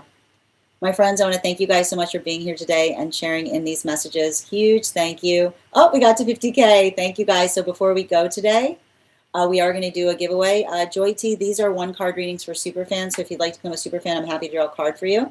Before we depart today, I'm thinking of a number between 1 and 50. First person I see that posts that number will get the reading. First person I see, not the first person that posts it. Sometimes I see things in a different order than you guys post them. Thank you guys so much for helping us get there.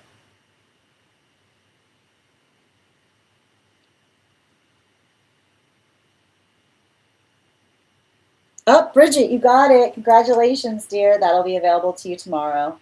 My friends, I want to Thank you guys so much for being here today and sharing in these messages. Huge thank you to my followers, old and new. Thank you for being here and receiving these messages.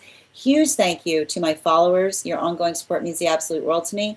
And the biggest thank you to my mods. I hope you guys have an absolutely beautiful day. Please take care of yourselves. Please take care of one another. And we'll do this again tomorrow. Have a great day, everyone, and take care.